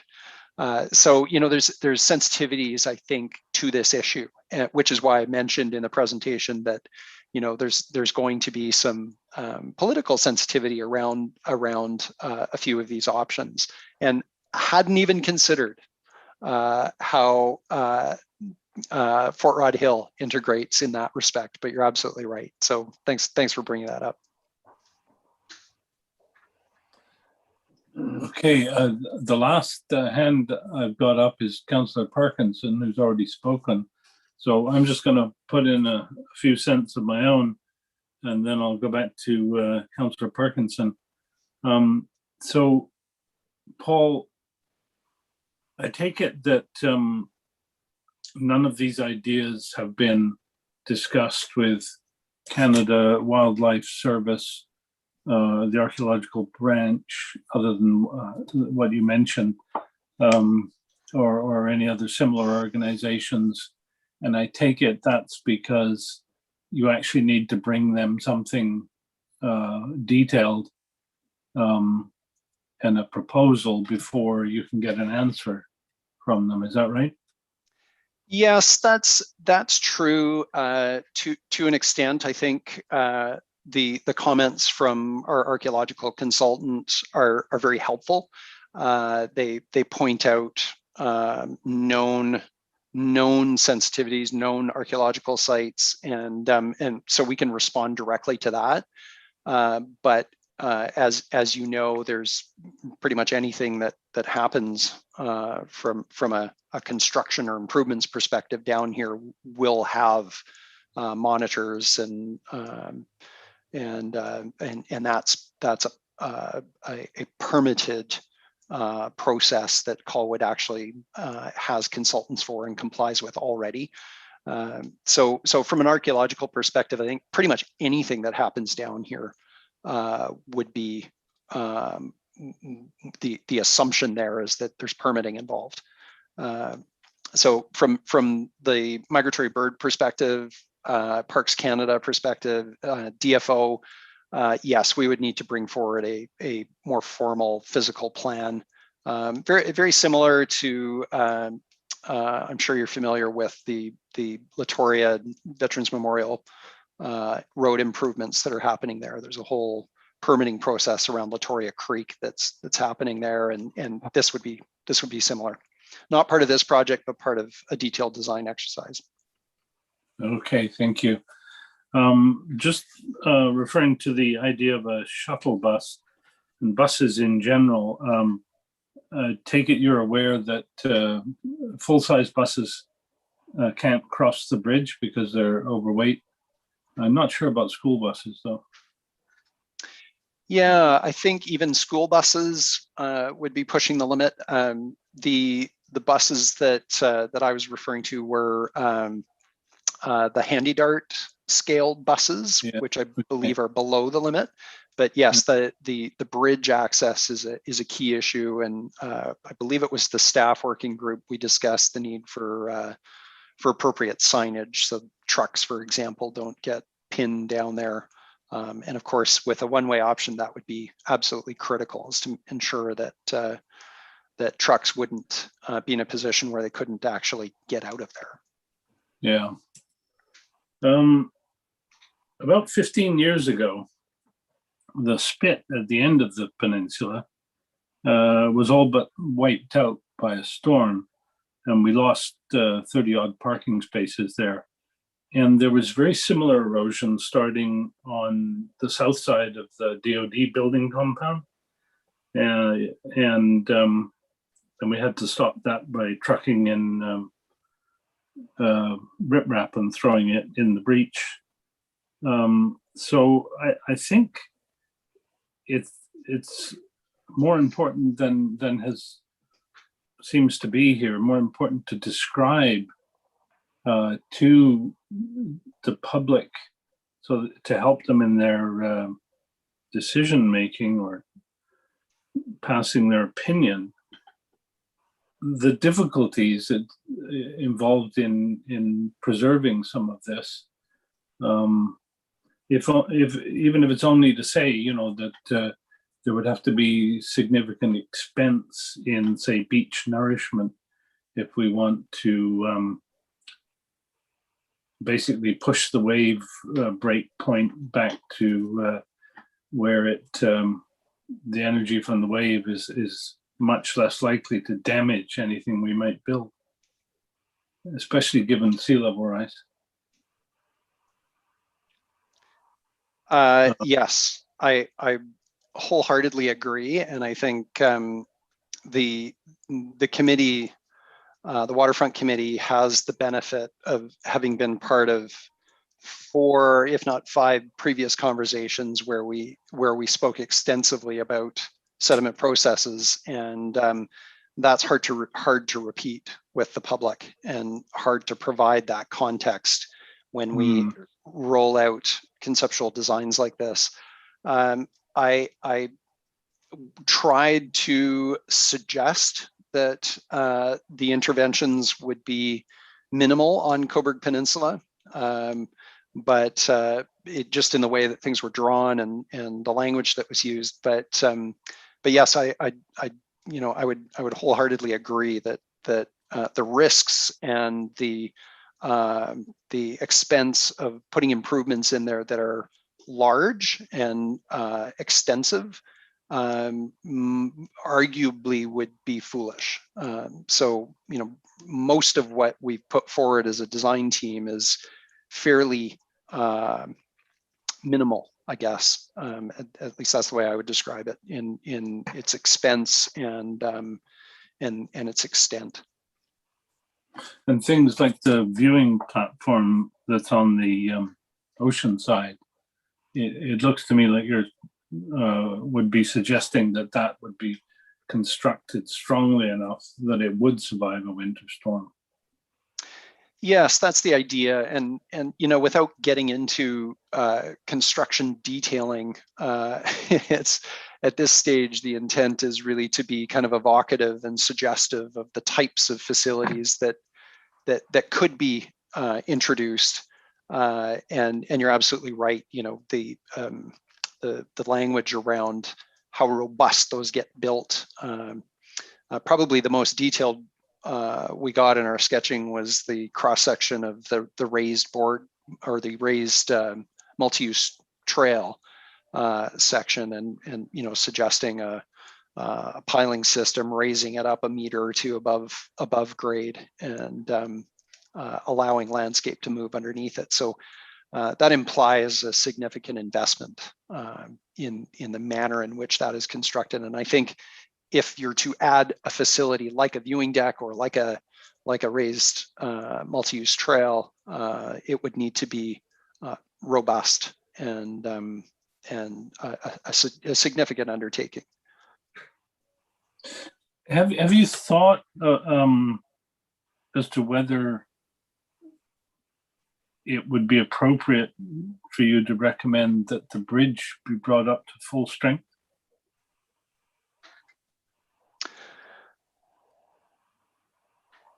It's a good question. I'll be entirely honest. I haven't pursued that in my thinking. Well, I will leave that with you then, and quite understand whatever decision you make on that.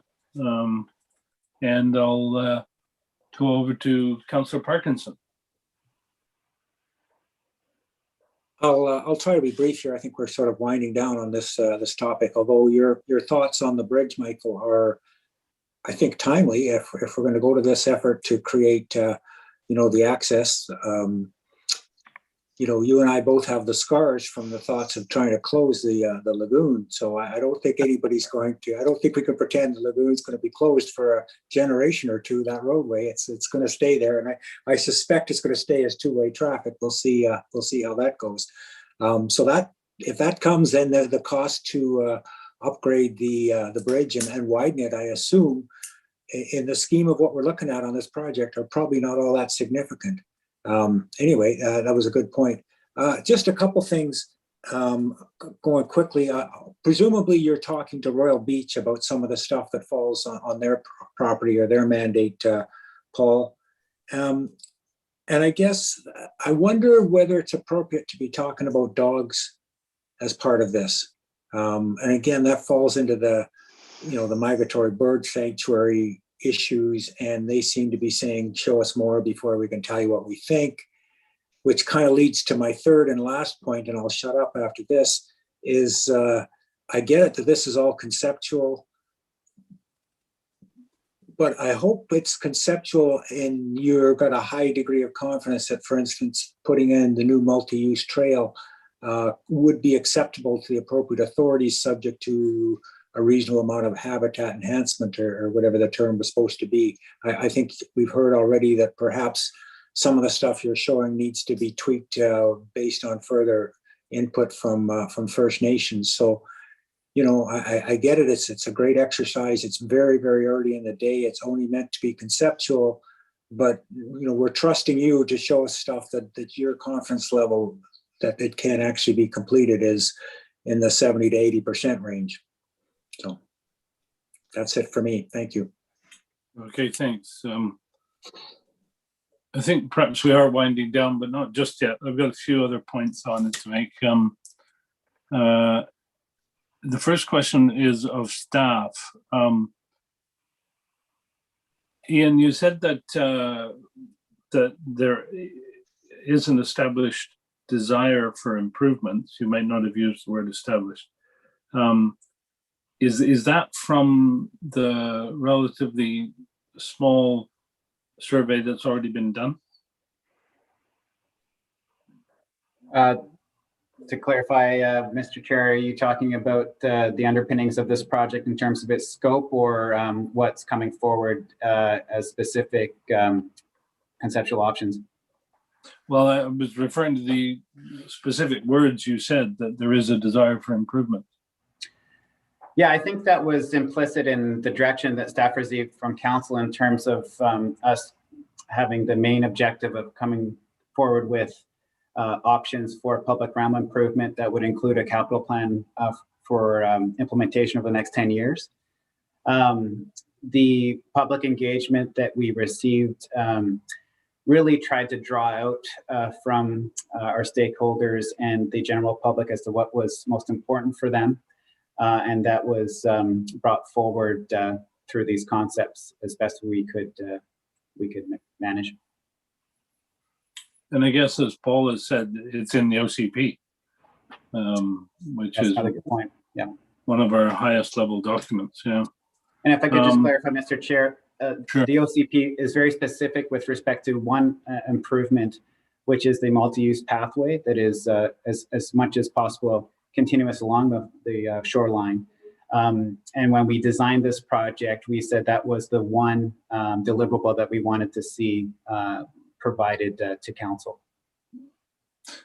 Yeah, and I'd have to agree with that. I mean, I've heard a lot of input, asking for some kind of walkway like that. And one of the great benefits is it might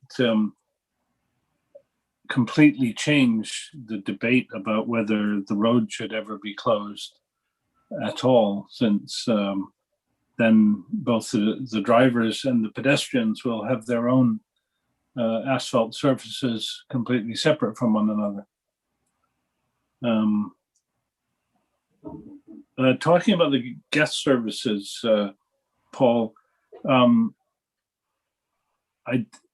it may seem counterintuitive because you'd be moving it near the ocean, but have you thought about putting that where the fenced compound is? I don't know if that's even legally possible, given what I think I know about the ownership, but has that been considered? It was definitely a question that I posed to staff. I was looking for clarity on ownership there, and it is federally owned. We know a little bit about the property, but at this point in time, we're assuming that we don't actually have access to that. That could change in time, but I think at this point in time, given the sort of 10-year time horizon of this project, we're taking the position or making the assumption that it's not accessible to us. Well, I'll put forward two reasons why maybe we should pursue that. One is that the removal of that fenced compound would hugely improve the aesthetics of the peninsula. And the other is that it could either be used for some of your programming that would otherwise be on areas where there's dune grass and native plants in that sense, or perhaps it could be used as part of the restoration area. But certainly having use of the area would probably be a good thing, and certainly the federal government's not making any use of it, and I doubt they ever will. But I fully understand the timelines that can be involved in getting any sort of decision out of DOD on that. Mr. Chair, if I could just respond to that. I have been in contact with my counterpart at the DND, and they are preparing an update for us as to the process with respect to that property being declared surplus to their operations. Wonderful, wonderful. Thank you. And lastly, I support what Stuart said right at the beginning about open houses with boards, and also a more detailed description for the public of what the process will be in arriving at what will in fact happen. I think it's unfortunate that the newspapers picked up perhaps what they thought were the most sensational pictures, and the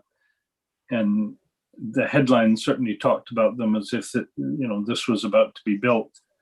But then perhaps that's their job as they see it.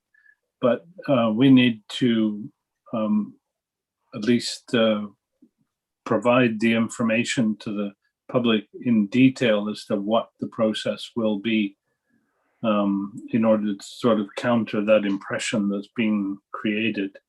And I don't think there's any point in discussing that anymore here, but I'll certainly be talking about everything I've said from the open house of the boards since then at the council meeting, because I'd like to see those things incorporated into our plan going forward. And one more thing. I think we need some very general, but some cost estimates. I don't know whether you'd call them Class D or cost ranges, but we need to give people some idea of what kind of expense they might be asking the city to put on the taxes, essentially, if they ask for these things. The peninsula is 2 kilometers long, and 2 kilometers long of a 4-meter wide multi-use trail is not a cheap thing. So it might be a good idea to give some cost ranges and how they would be financed if we did decide to go ahead with them. So that's it from me. I see more hands up. Councillor Parkinson, I take it your hand's there just because I didn't lower it. Is that correct? That's correct. Yep. Yep. Okay, but Michelle Holmes, same thing? Or did you have more to say? No, that's correct. I didn't take my hand down. My apologies. Okay, no problem. Glenn Willing. Yes. Question to the whole concept of this armoring of the Royal Bay itself on the beaches, the potential for it, whether there's material replaced or it's done a different way. I just came back from 4 days, 2 weeks ago, 4 days in the Puntledge River estuary and also Goose Spit. It's absolutely amazing what those people have done up there in the last 40 years to a place they just about lost. Goose Spit virtually was on the verge of being wiped out. They've restored that, and the estuary is incredible. The trails are incredible. A lot of it is done, believe it or not, by the Lions Club. The Lions Club went out there and planted eelgrass and eelgrass and eelgrass and everything else. And it's amazing how that's come back after it was desecrated for so many years by industry, which was very heavy logging industry and coal industry up there in that area. And I think we can look to that as an example of what can be done and what can be done at a reasonable rate. If we have people that come forward and say, we will form a little team that will go out and do this type of work, and we enjoy doing this type of work. It's no different than the people you have working on the parks, on veterans. You have a group of people there every Friday, religiously year round, who pull a broom bush, who work on the park and do everything else. There's no bill at the end of it. And it's a great way to do things. And I think this could be, a lot of this could be done. I know at Goose Spit, what they do, the logging company has donated the wood. They take broken trees, pilings or whatever else, and they actually put them into the ground and then make little slots in between them where people can go onto the beach. And they've actually saved the beach. They've saved the pink verbena, which only with that little moth friend they had, the little moth the verbena has as a friend. It's only about one of 3 ecological places in the world that still has that verbena and that moth. And the reason they do that is they put a web of little logs off the beach in where the verbena is, so people don't have a habit of walking on it. And I say it's an amazing thing, and I think there's a lot of potential here for the same type of attitude. But I think this needs to be done sooner than later, because I can tell you right now, I've never seen in Royal Bay itself. I have never seen and Stuart can vouch for this. I have never seen that amount of material moved in 1 year in the history of my working at Royal Bay. In 1 year, we moved 4 million tons out of there to do Chosen Road. These people are flying at warp speed now, and the houses are being constructed at warp speed. So don't worry about it, folks. The people are coming. They're not coming. They're coming every week. Thank you, Glenn. I was impressed by the Goose Spit. Yeah, thank you. Ian Borhill. Thank you, Mr. Chair. 2 things. I wanted to just speak to your previous point and mention that we are working towards providing project level cost estimates in the next submission to the committee. So that'll be before you with the updated conceptual plans. And secondly, I just wanted to remind the committee that we do have recommendations before you. So I would appreciate there be some consideration of those, given we are hoping to have a output to the last council meeting before the summer break. Okay, great. Thank you, Ian. So I think we're done with this item. Before people start to leave, there is a second item. Should I make a motion here to move this forward, Michael? Oh, sorry. Yeah, you're absolutely right. Yeah. Thank you. So the recommendation is that the Waterfront Coastal Process Committee provide comments on these concepts to the project team and recommend to council the concepts as presented be supported for the purposes of facilitating public engagement round 2.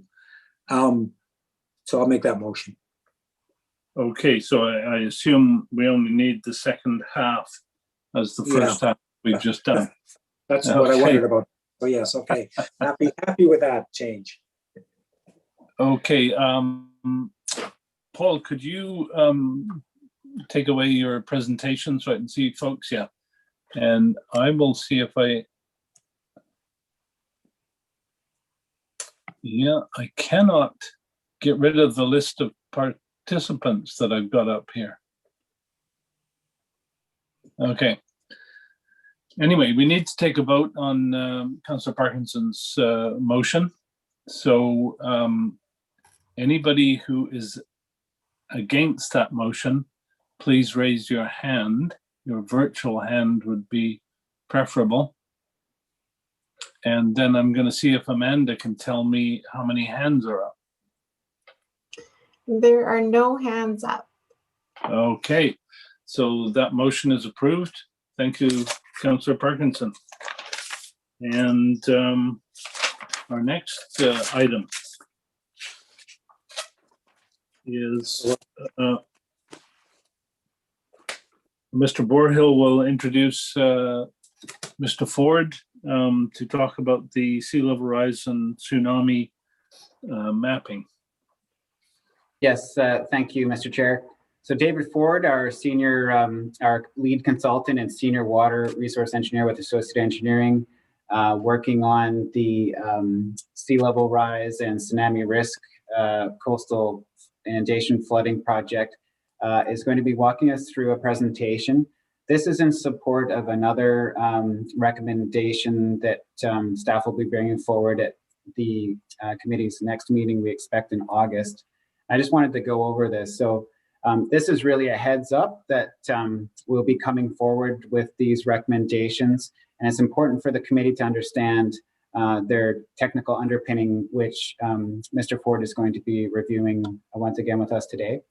So when we come back in August, we're going to be looking for affirmation of the use of the more conservative way to model the wave run-up that is inputted into the flood construction level projections. That's the 2% wave run-up approach for the purposes of estimating relative sea level rise flood construction levels, as well as affirming the planning standards based on 1 meter relative sea level rise flood construction levels, using a 200-year total water level plus 600 millimeters of freeboard as per provincial guidelines.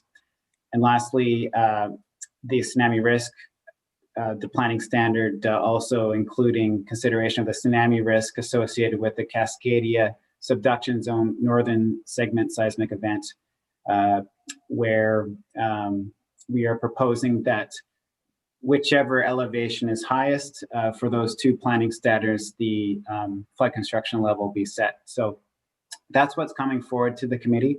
If you have questions about the methodology that went into the coastal inundation flood mapping that was presented at the previous meeting, or as I said, the technical underpinnings of these planning standards, now's the time to ask those questions, because I said we'll be coming back in August with these recommendations. Thank you. And with that, Mr. Chair, I'd like Mr. Ford to be given an opportunity to make his presentation. Thanks, everybody. It's great to see everybody again before we all die of heat stroke this weekend. Hopefully not, but we'll see. So I'll just share my screen here with you guys. Hopefully you can see this now. Yes, we can. Perfect. So yeah, thanks again, guys, for inviting me along. This is a distilled version of a presentation that I gave to the CRD and its municipal partners recently, because the flood construction levels that have been developed for Colwood use the same project inputs and methodologies that the parent project for the CRD uses. So obviously ourselves, Associated Engineering, and our project partners, DHI and Westmar Advisors, were the team working on this. So just to give another brief overview of how conventional coastal flooding, how it happens. So that's the traditional coastal storms that everybody are familiar with. There's a few graphics on the screen. It's made up of a few different components. Base component is your tide level, which is obviously dictated by the path of the sun and the moon. Then you have what's called storm surge, which are atmospheric depressions caused by storm events. So it locally increases water levels because of, for example, a large storm or a hurricane, etc. And then you have what's called wave setup and wave run up. So wave setup is basically a static increase in water level, and the wave run up is, the technical term is, it's a dynamic oscillating variation, and the largest of which is the wave run up. The wave run up and the setup together, like wave effects, we call them wave effects, but it's essentially the contribution from a wave to your kind of total water level. So all of those components added together gives you your total water level. And that's kind of the maximum elevation up a beach or on a cliff or on a coastline where water will get to or touch. And in kind of simple terms, we try to estimate the 200-year total water level to give us our essentially our what's called in the provincial guidelines our flood construction reference plane. And then you add freeboard to that number, which is 600 mil, to give you your flood construction level. So you can see on the bottom right-hand corner, you have waves transforming as they move towards the coastline. The waves increase in height, but due to conservation and energy, they slow down due to conservation of energy, they increase in height, and they ultimately run up and overtop on structures or coastlines, leading to inundation beyond that point. So first kind of major input is your still water level, which is your tide levels. So again, this is your astronomical contribution. And then you also have your storm surge contribution in this as well. And this is just a screen grab of Victoria's tide information for a particular day at the turn of the month. And just to bear in mind, if you ever see this type of information displayed, they may call or may say a term called residual. And the difference, the residual is the difference between a predicted astronomical tide and the actual observed water level. So that is primarily the storm surge contribution that's being referred to as the residual.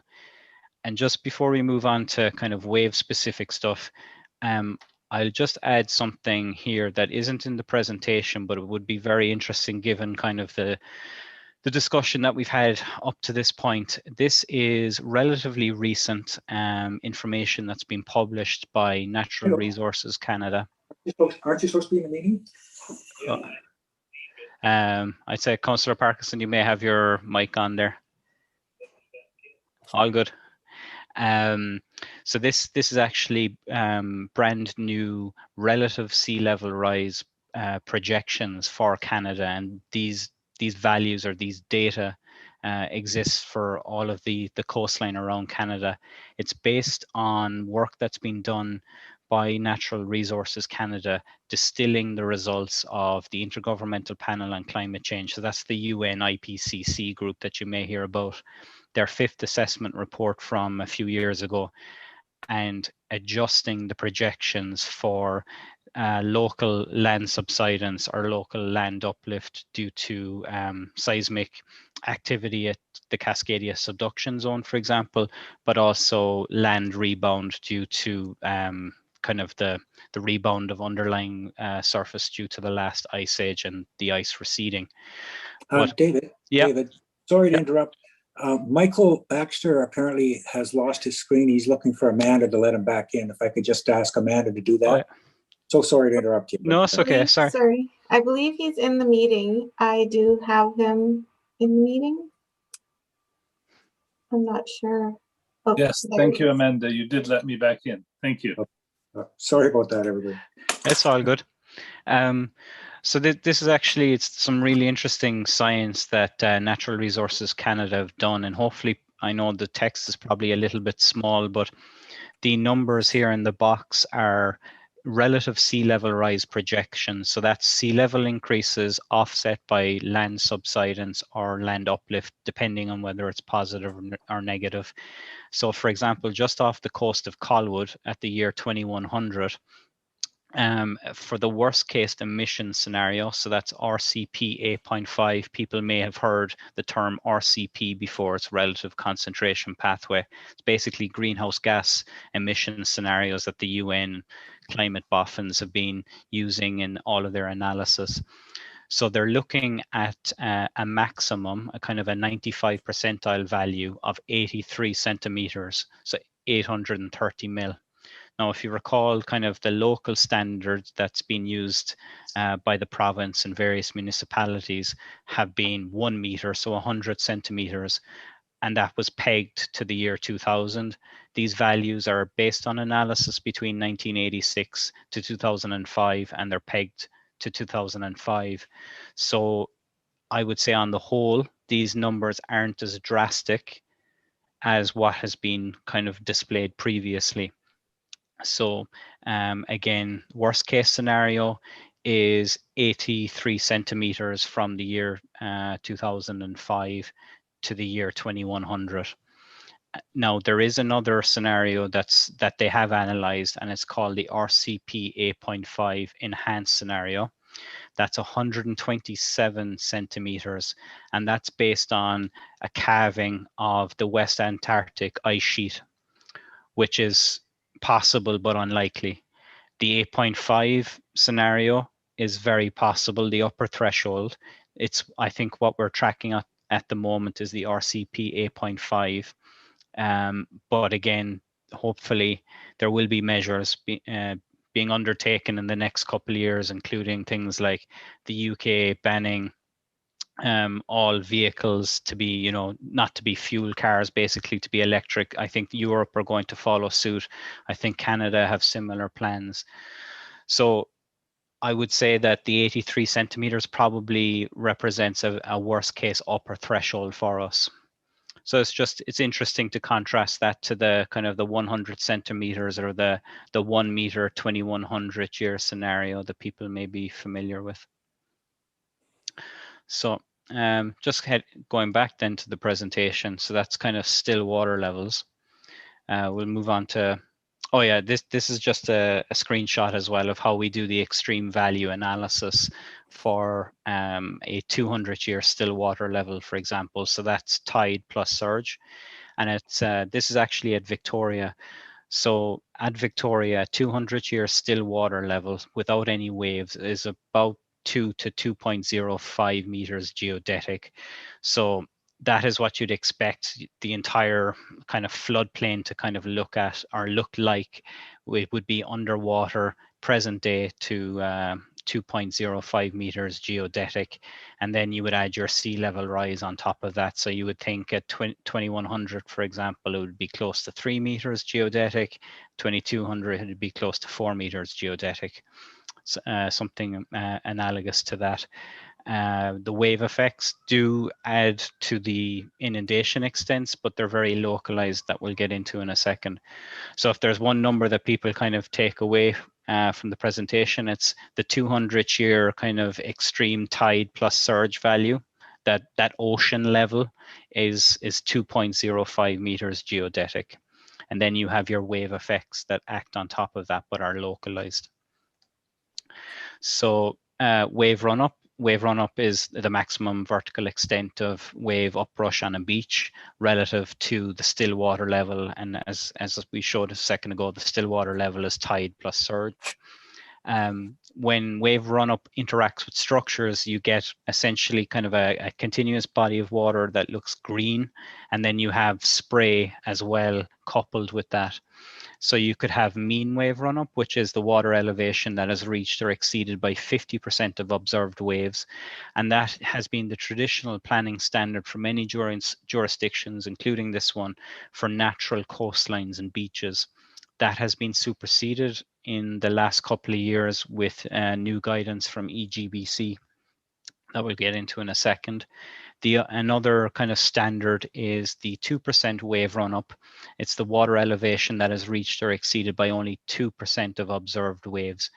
And in certain coastline reaches, very steep coastline reaches with like rocky bluffs and cliffs and structures, there could be a huge difference between the elevation of our mean and the elevation of our 2% because of the wave's ability and energy to drive and shoot itself upwards.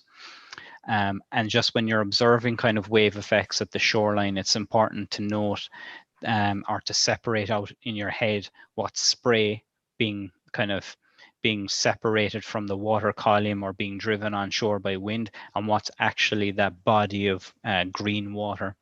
And the R2% is kind of the convention, the planning convention for natural shorelines that has been adopted in this EGBC documentation for the last couple of years, but it's also the sea dike standard. So the design of coastal protection structures adhere to an R2% value, a 2% wave run-up value. So wave run-up then can lead to wave overtopping. So it's a passing of water over a structure as a result of wave run-up or surge action. So the images on the right-hand side kind of show what can happen in very extreme cases. So waves breaking at a structure, so a slope wall or breakwater can run up the face, potentially exceed crest elevations, break on the seaward face causing splashes, or generate spray brought on shore by winds. The effects of wave run-up and overtopping, if applicable, are typically constrained to a very narrow zone along the foreshore, which we call the splash zone. Is typically 10 to 40 meters wide. So if you look at the images on the right-hand side, the bottom corner, for example, you see that there are very different types of shoreline. And the first image on the left, where you have this kind of rubble mound revetment, very shallow revetment, versus the vertical seawall, for exactly the same wave conditions, the same significant wave height and wave period, for example, you would have very different wave run-up numbers.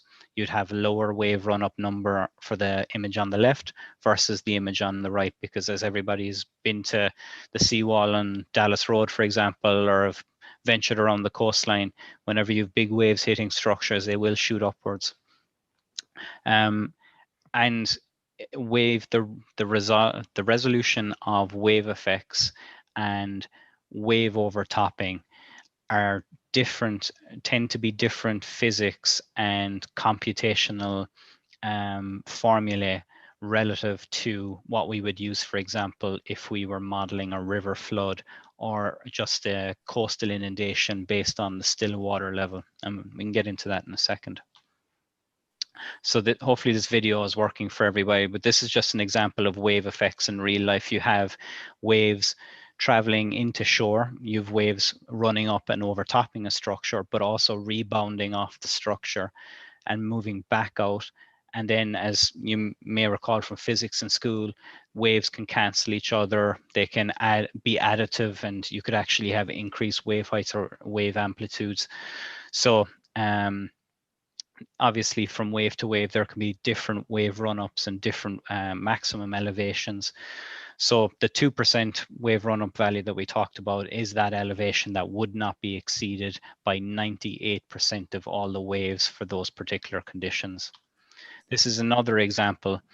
I think it drives home the point of using waves to set flood construction levels on the coastline can be tricky.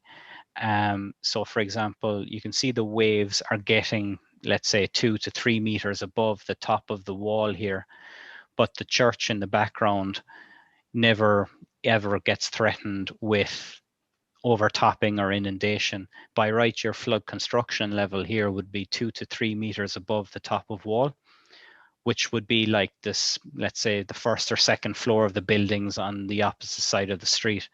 Obviously not appropriate. So that it shows how wave effects can be constrained to a very narrow strip along the foreshore, depending on the coastline. So this is just another graphical kind of interpretation of that. We have our wave run up. You could have a total water level based on mean wave run up. You could have it based on 2% wave run up, or you could obviously cover all your bases and use max wave run up. Obviously, the goal would be to keep the cake as dry as possible, but then you need to also compromise with what's your intended use for these total water levels and subsequently your flood construction levels. So this is another practical example. So this kind of speaks to another area. This is Dallas Road in Victoria. And it illustrates how misleading maybe, misleading the FCLs could be in delineating flood risk for some communities locally in BC. So for example, we have a seawall here, and the top of the seawall, base of the fence posts are about 5.3 to 5.6 meters geodetic. Our mean FCL is 3.06, but our 2% FCL is 8.09. And the difference is just solely in the ability for the waves to run up that vertical face. And if we base our FCL on the R2% value of 8.09, you would have an FCL contour projecting 300 to 400 meters inland from the seawall. So the problem becomes, how do you reconcile what happens in reality versus what the kind of 1D approach or the formulae and the provincial guidelines are telling you? Luckily, Colwood doesn't have any such example as to this. Most of the shoreline in Colwood is very natural, gently sloping beaches. So there isn't that ability for waves to be significantly different between a mean wave run up or a 2% wave run up scenario. But it just kind of speaks to the analytical approaches and the provincial guidelines at present. There just needs to be a lot of thought when we are plotting these FCLs, and it's not necessarily a black and white answer that everybody likes. It has to be a shade of grey and appreciation of what we're actually trying to legislate or plan development wise beyond these kind of seawall locations. So this is just a refresher on the project methodology. So this is the CRD project from which the Colwood deliverables flowed. We had wind records for a number of different locations within the Salish Sea, so in Juan de Fuca Strait, Georgia Strait. We had boundary conditions coming in from the Juan de Fuca Strait from the Pacific Ocean. Then we plugged it into the spectral wave model, and that's what's being shown on the right-hand side. It's a model that's able to replicate wind-driven waves and water levels over a prolonged period of time. In this instance, we simulated it for every hour over 40 years between 1979 and 2018.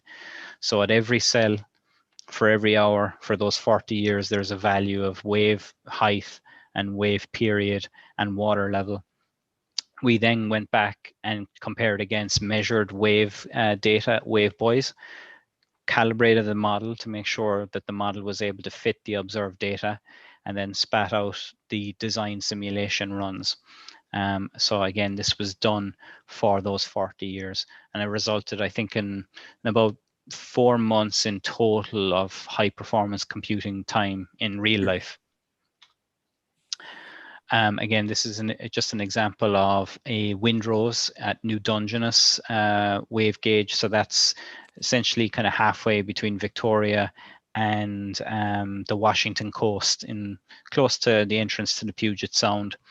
And the example on the right-hand side is an example of how we fit and calibrate the model to measured measured calibration statistics or parameters. I believe DHI, in terms of they've been constructing spectral wave models in many different locations for many years, and they were quite happy with the fit and quite satisfied with its ability for producing FCLs in the capital region. So this then is kind of the final step of the process of how we get these total water levels. So we have a still water level in green, which is our tide, our regional surge, so our storm surge, and our relative sea level rise values. So that's 0.5, 1, or 2 meter sea level rise. We then have wave effects at each transect, and a transect is just that red line. It's a cross section through the shoreline.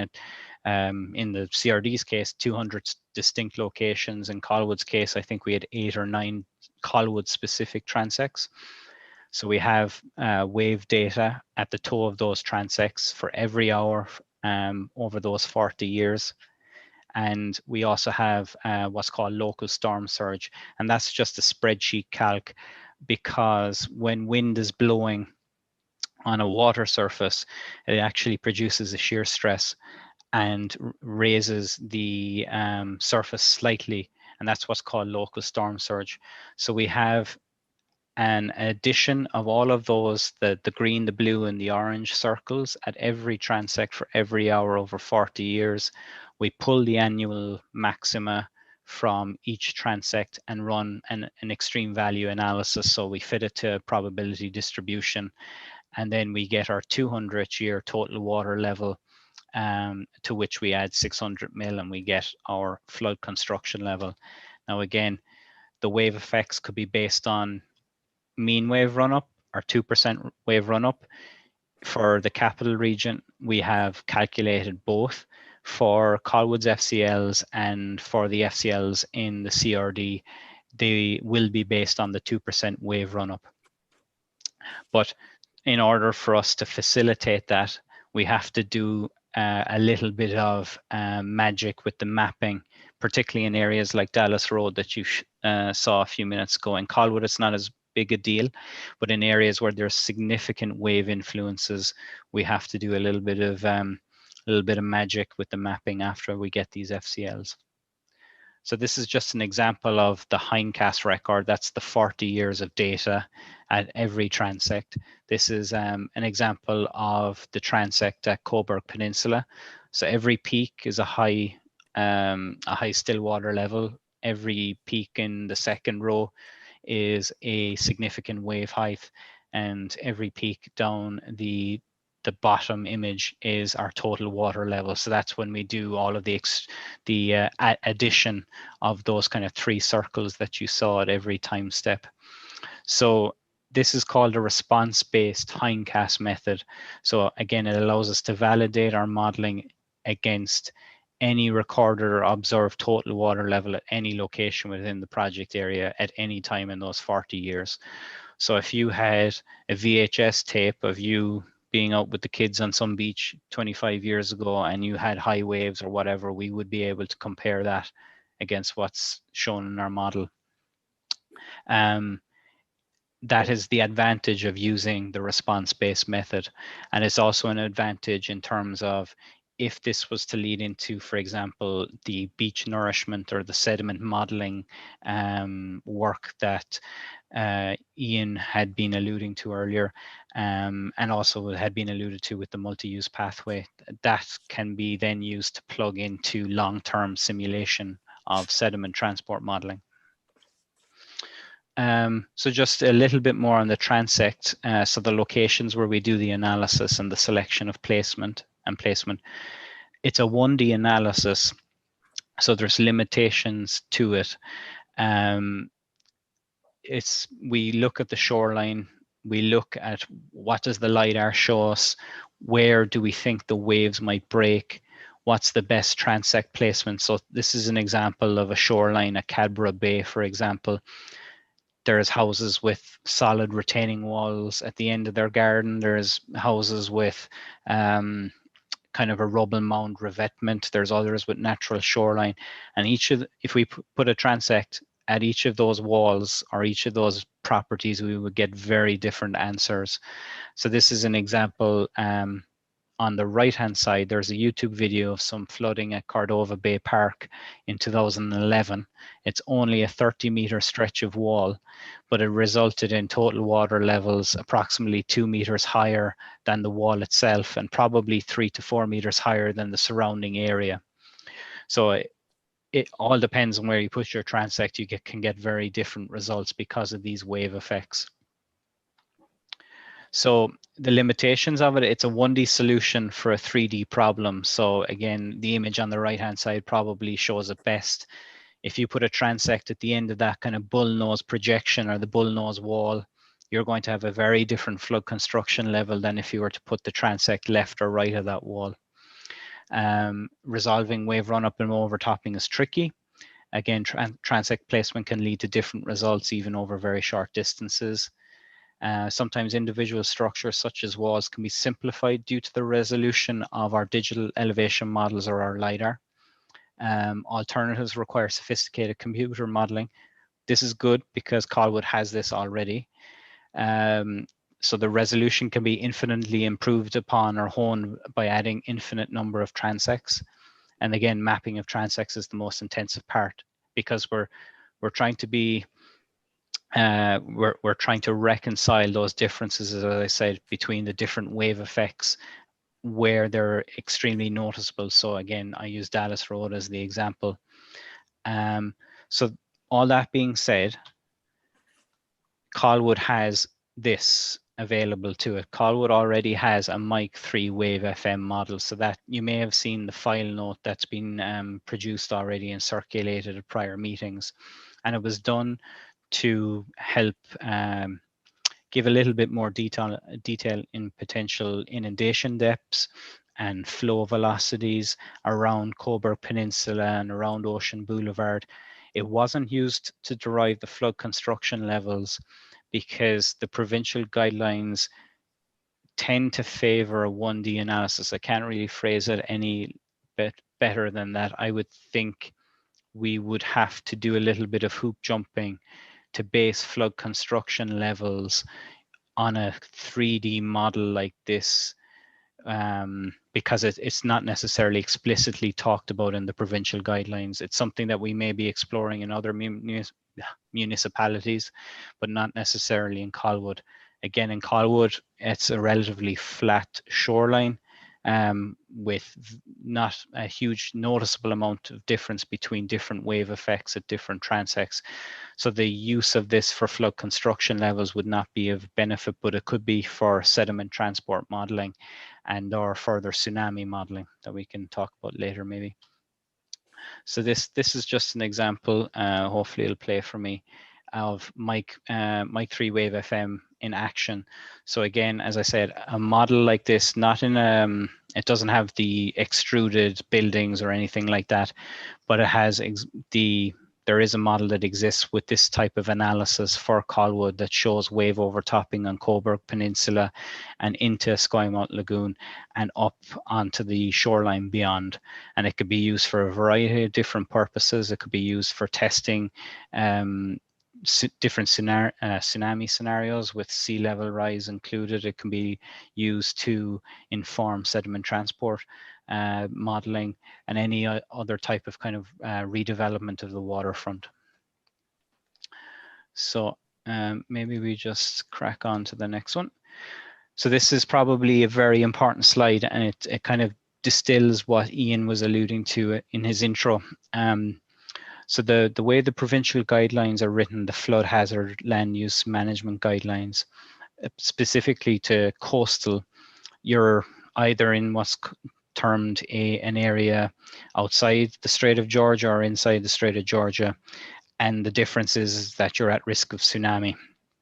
So specifically for Colwood, it would follow from the provincial guidelines that if the coastal storm FCL is larger, then that should govern.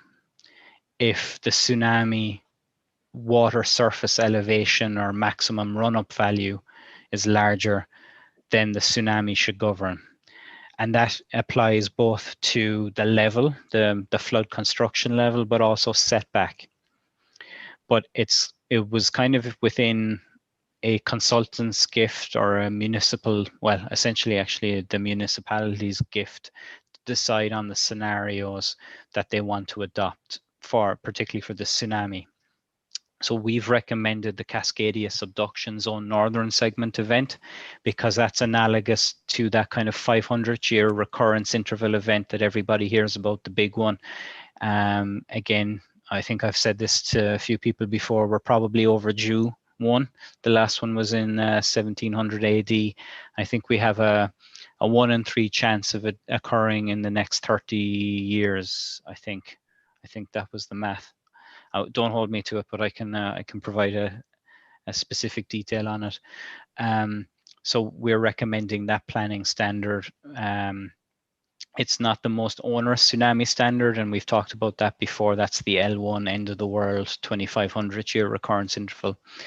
So yeah, in Colwood, it would either be the 2100-year coastal storm FCL or the tsunami FCL, whichever would govern, as Ian is recommending to yourselves for adoption.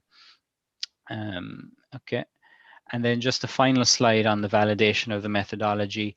Again, as I said, that response-based method, that 40-year hindcast, allows us to go back and check the model performance at a snapshot in time relative to storm events that have been observed and photographed or videoed.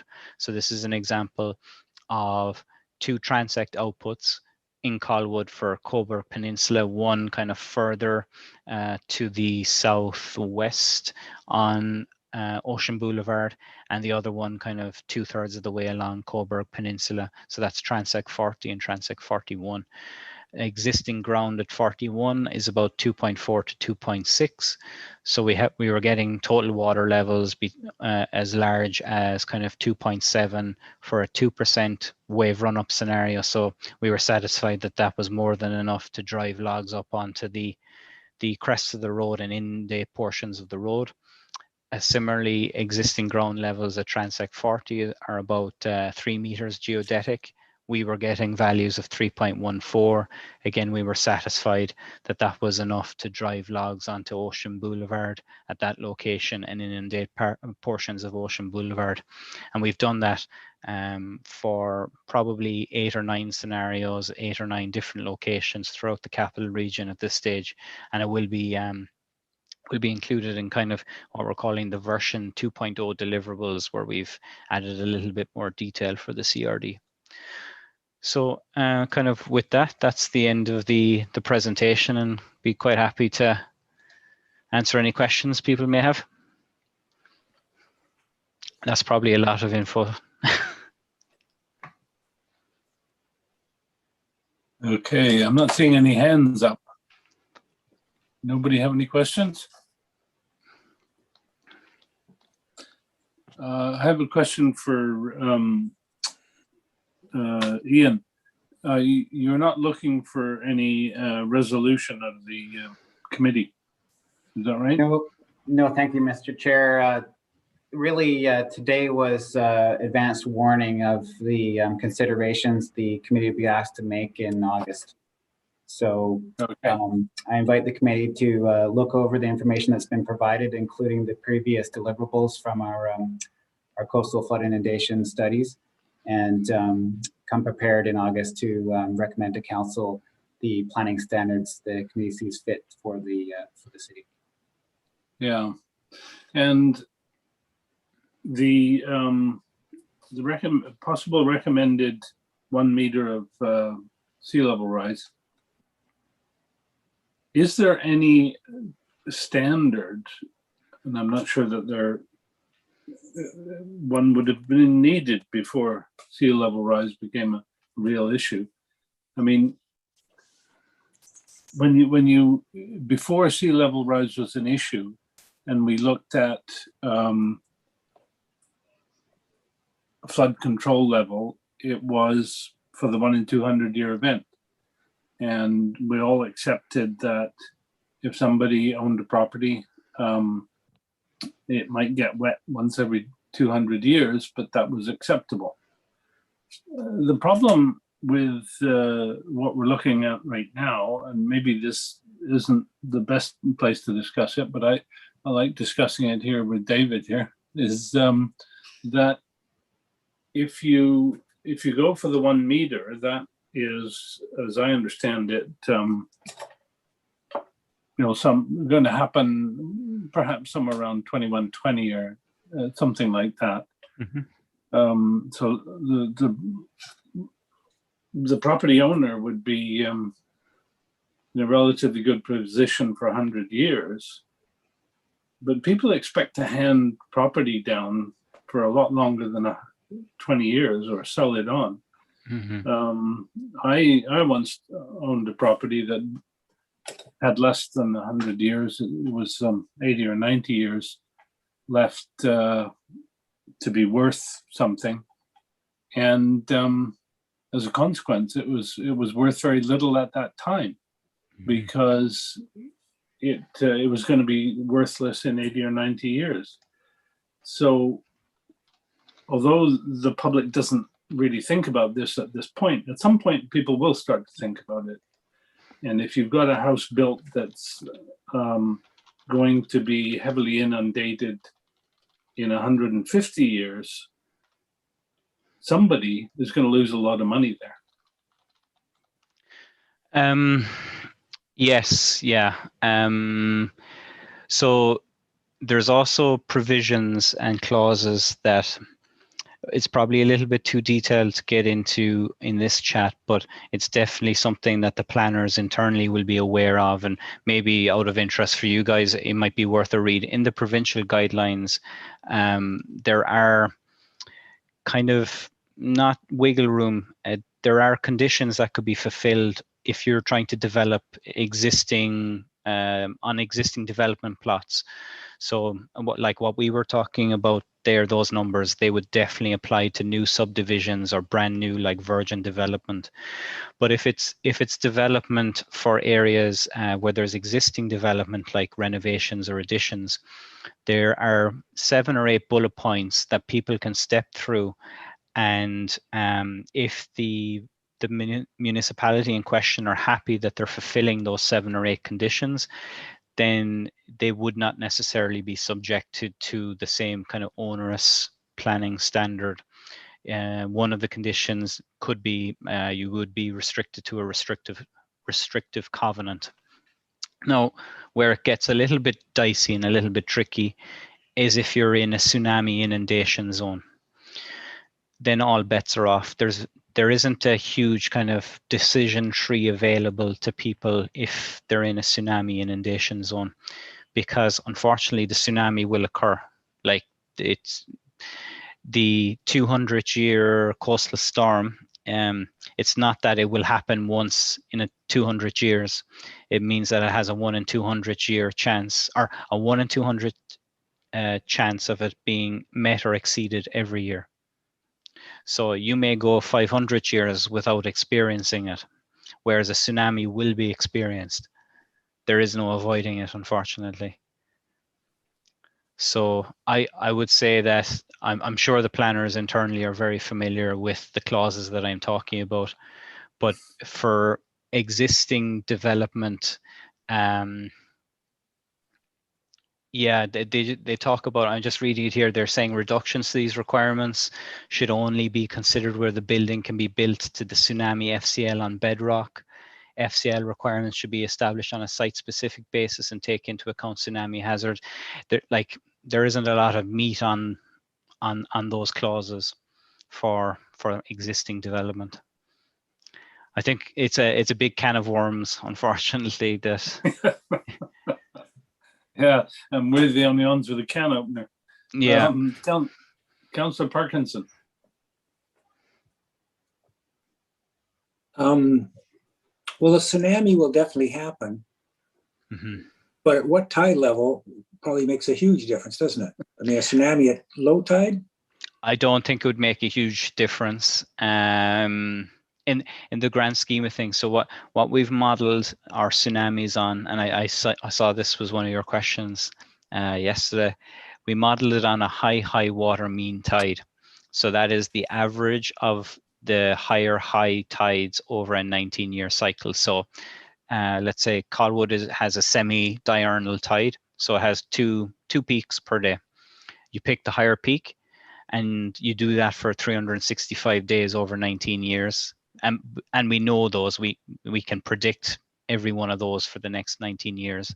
You average them, and that is your high water mean tide. So the model gets propagated on high water mean tide.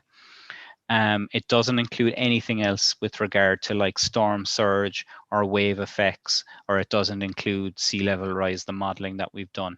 It's just purely present day high water mean tide. So Great. yeah, I don't know the magnitude of the difference if that were to occur at, for example, mean sea level. So the difference between mean sea level and high water mean tide in the Victoria area, the greater Victoria area, is approximately 700 mil.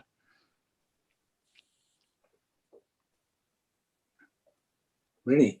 Yeah. The mean sea level is only 700 mil less than the high tide? Let me double check before I lead you astray here. I think I've always thought the tide range around here was 14 or 15 feet. Doesn't mean the mean it has to be half of that, but let me just double check there for you. So high water mean tide is about it's about 700 mil. Oh, mean water level. Yeah, it's about 600 to 500 mil above mean water level. interesting. Okay. Yeah, but recall that the highest, let's say the 200-year level, the 200-year still water level is 2.05 geodetic. High water mean tide is 0.7. So there's a difference of like 1.3 to 1.4 meters between. Oh, okay. Yeah. So that sort of homes in on my understanding of tide levels. Yeah. So that then gets where I really struggle with this is I understand the flood construction levels and, wave run up on R2 versus R mean, and I kind of follow all that.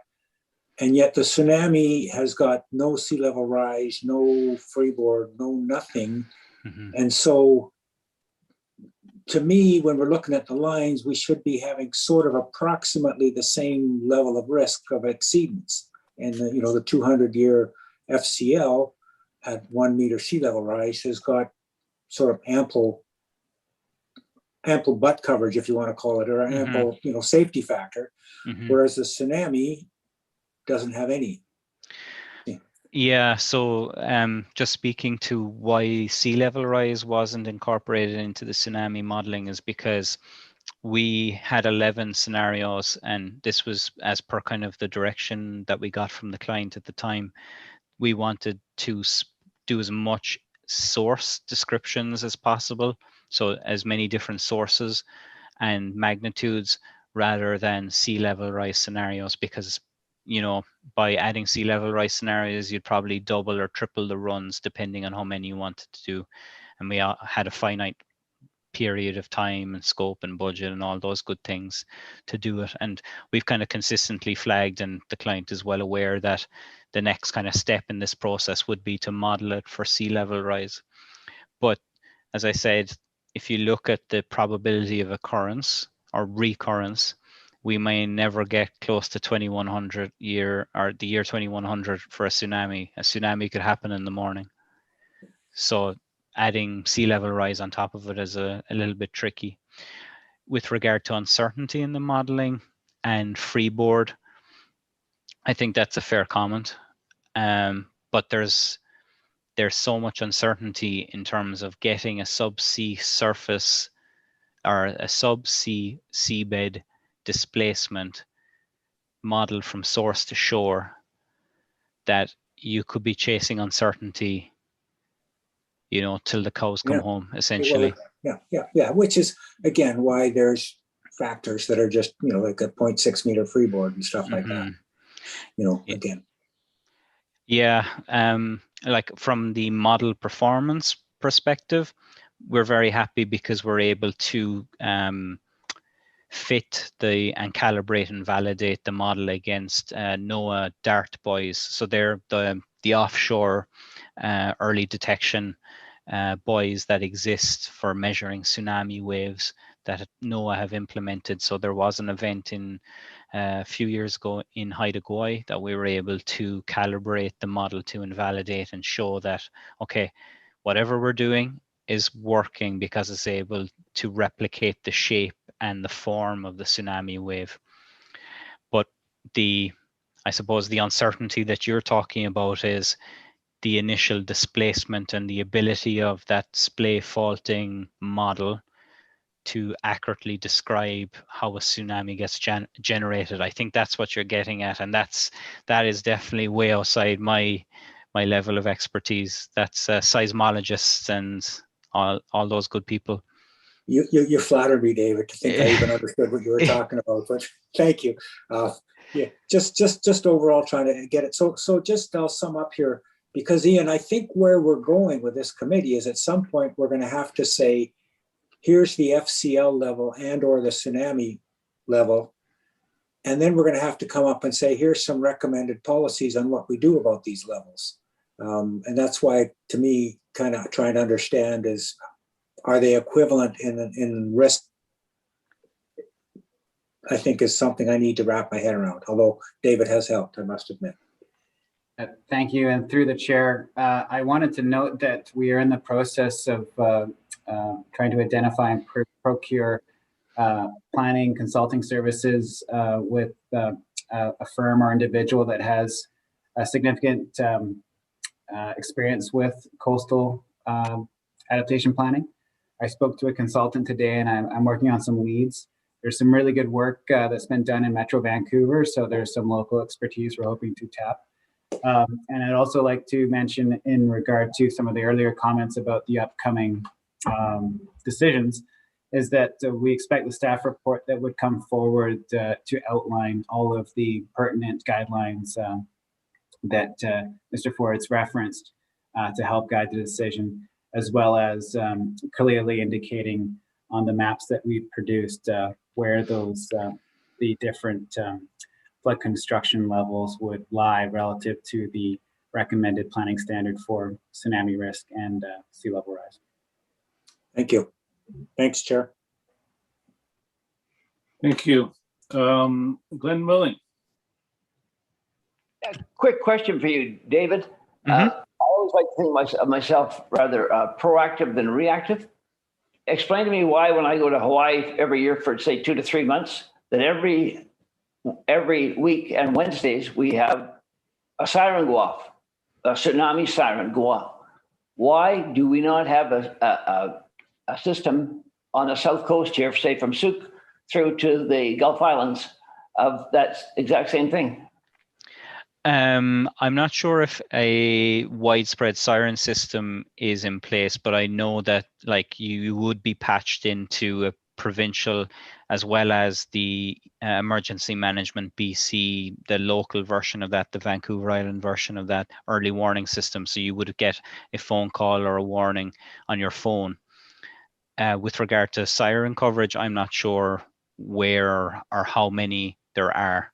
But again, Hawaii are literally at the epicenter or the center of a number of different processes going on there, and I would say they probably experience more low-level seismic activity than we would. But also, sometimes the tsunami, the early warning center, the National Tsunami Warning Center, rather, that's based in Alaska, which would be NOAA's kind of branch that looks after us here in Canada and specifically the Pacific coastline. They sometimes issue warnings that tend not to materialize or be as bad as what it could be. So that could also explain what's going on in Hawaii, because I think they're actually a different warning jurisdiction than what we have here. I think there's a different tsunami warning center in Hawaii, both NOAA, but have different areas of coverage and responsibility.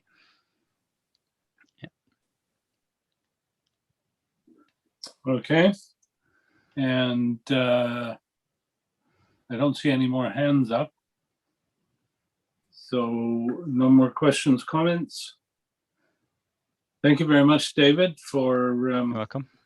trying to enlighten us on a really, really complicated subject. It's all good. The more I hear this, maybe the smarter I get. I'm not sure, but anyway. I look forward to the next meeting. Be honest, And, Michael, you convinced us both we were smart to retire. I think that's true. Thank you, David. So I just need a resolution to adjourn at the 3-hour mark.